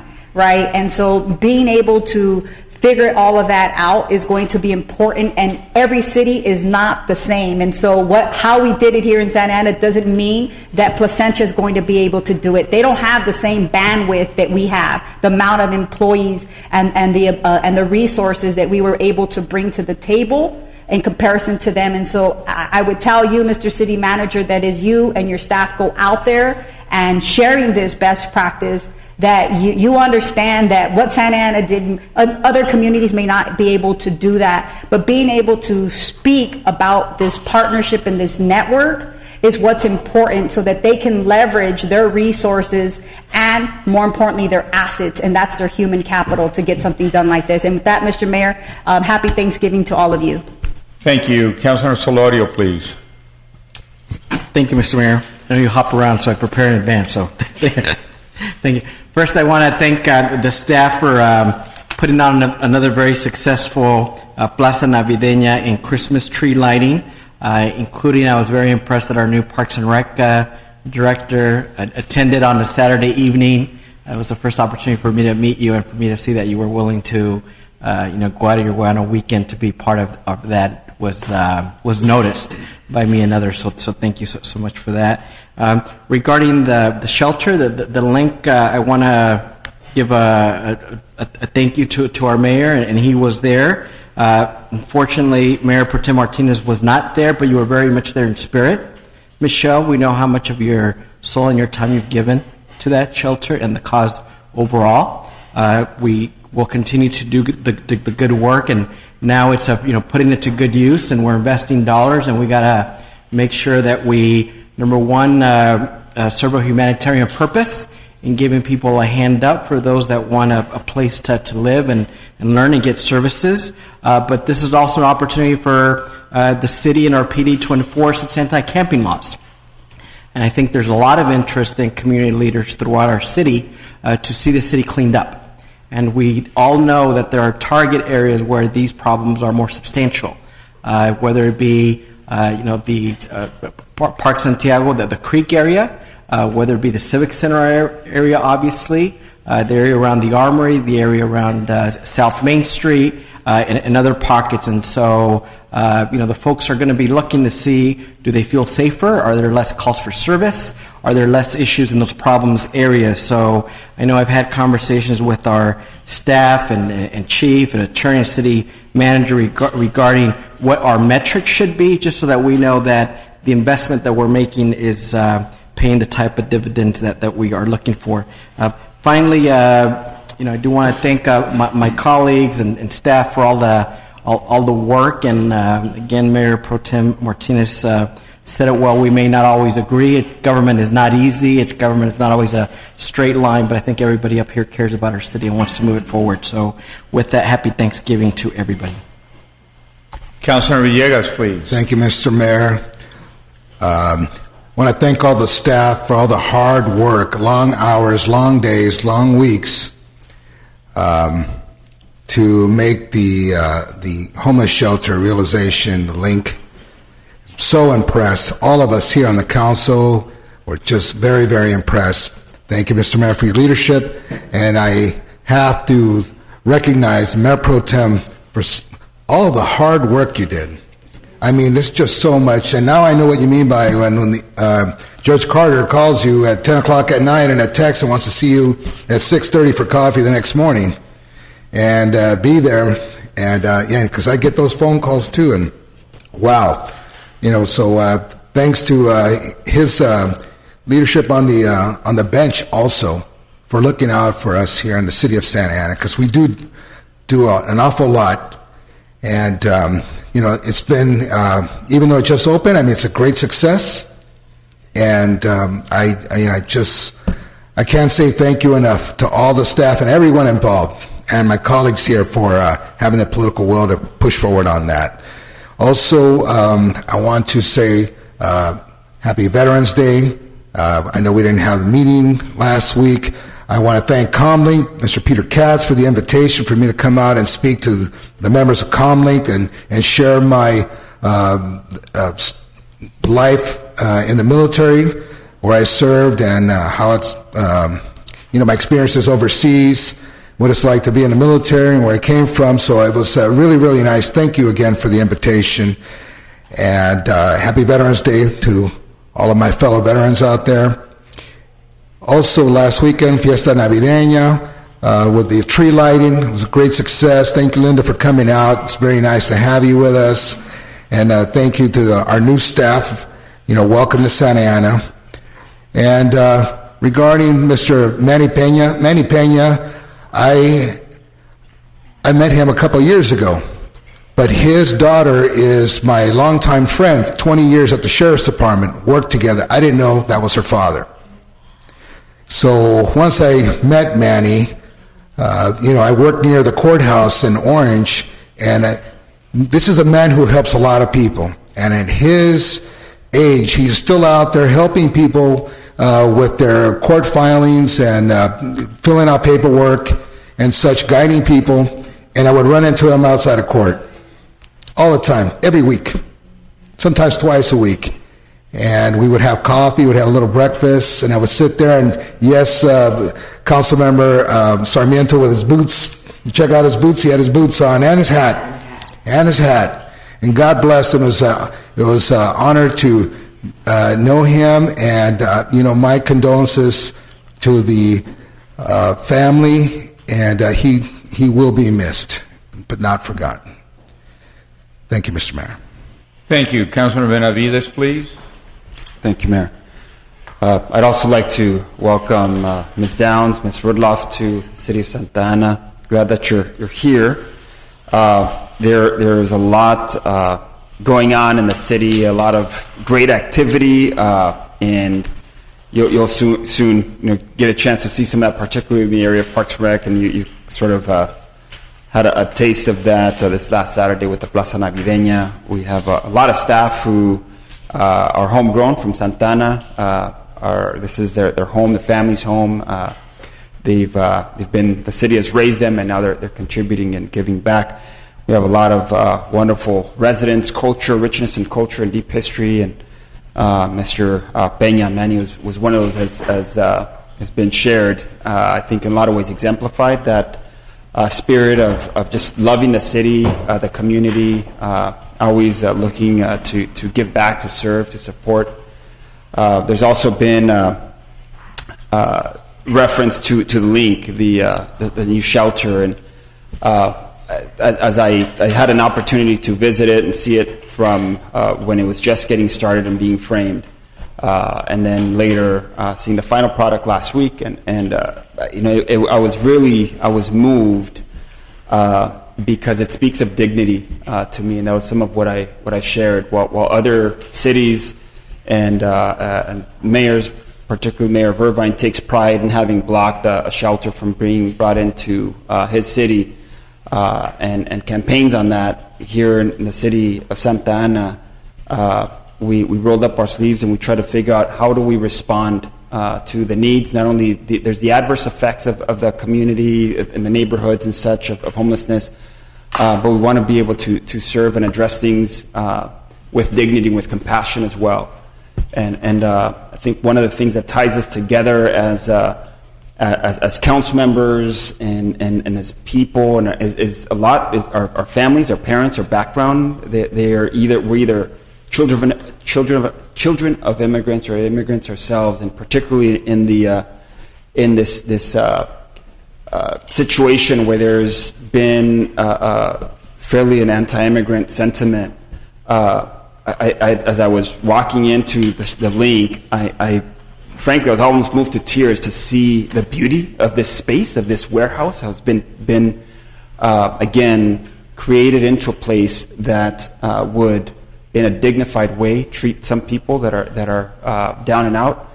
And frankly, I think a lot of what motivates and prompts us is some of what we learned from our parents, from their struggles, their experiences, their coming to this country and making a life and raising us in such a way. So it to me spoke of a reflection of Santa Ana, that immigrant spirit, that giving back, that caring for folks, and when there's a need, going out of our way. I live in a neighborhood one of the most challenging neighborhoods and lowest income neighborhoods in the city. And that's what I persistently see and consistently see.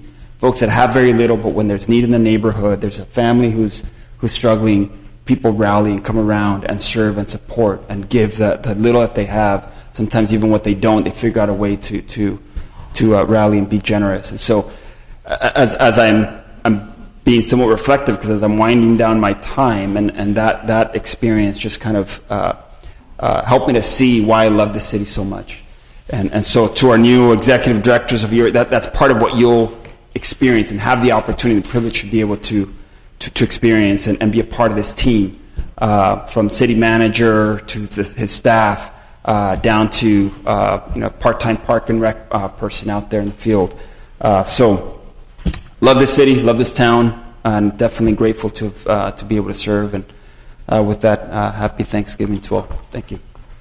Thank you. I want to make a few comments about Manny Peña, because he was just such a fixture.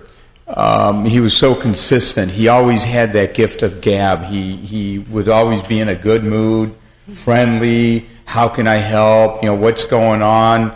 And he reminds me almost of an era of people. Hector Godinez, for example, always wore boots as well.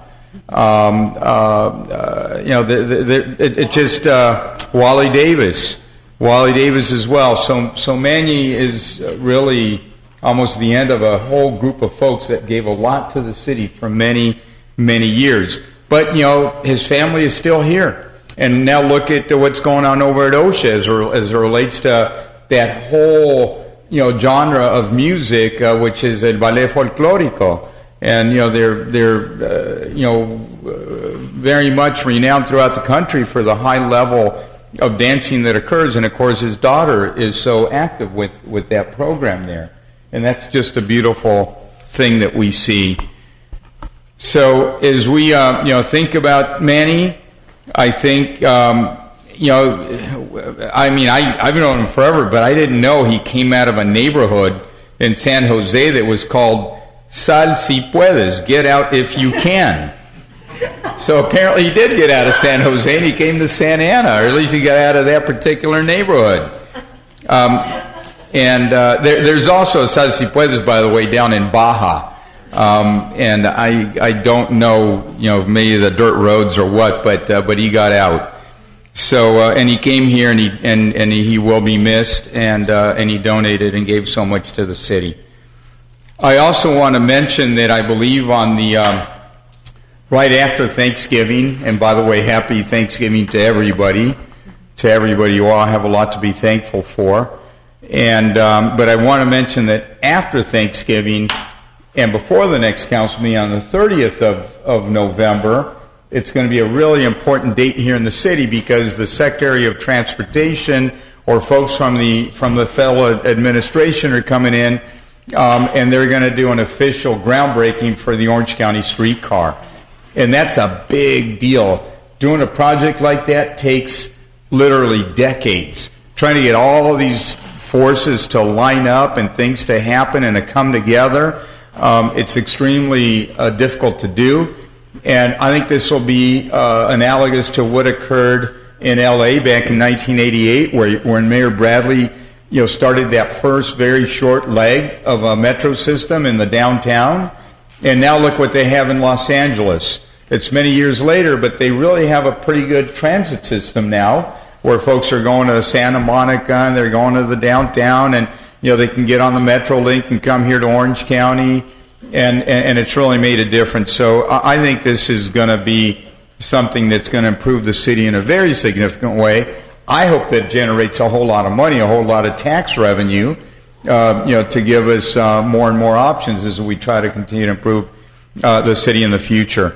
And finally, I just want to talk a little bit about this homeless shelter effort, because I really think it was everybody coming together. I know at times, Michelle and I would both be at the courthouse and we'd take turns making comments, and we got this wild guy named Dave Carter, who's a judge, but he's really a Marine.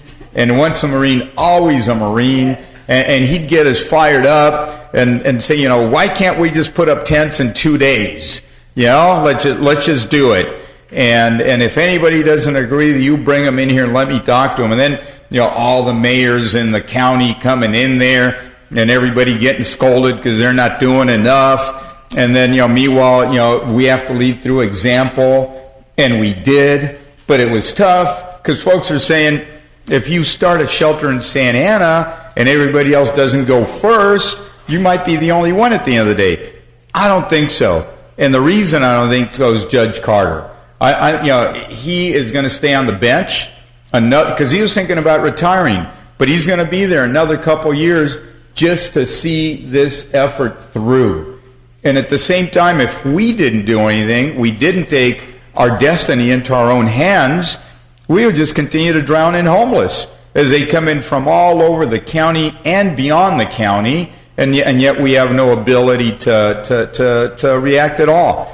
So that shelter, it's only 200 beds, but it's a lot more than 200 beds in terms of what it represents in the legal community and in the county community, and also in terms of how, if there's a will, there's a way.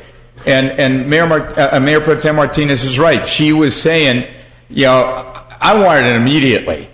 And you know, staff was saying, well, you know, either there may have been some toxic waste outside the building and you can't use it. We have to go do an engineering study. And you did if you picked that building, but then, well, maybe there's another building. And I think that's where things started to really come together, is everybody together started saying, how do we find better solutions? The bathrooms. You know, you can take the bathrooms and trench, and that's going to take a lot longer, but, you know, I think Fuad came up with the idea, why don't we put risers, elevate the bathrooms, so now we got some 2x4s, so we elevate them, you still have all the bathrooms you need, they work, but you didn't build a bunch of trenches and concrete and sewer connections, everything's above ground, and it's beautiful, and it's quick, and it's there.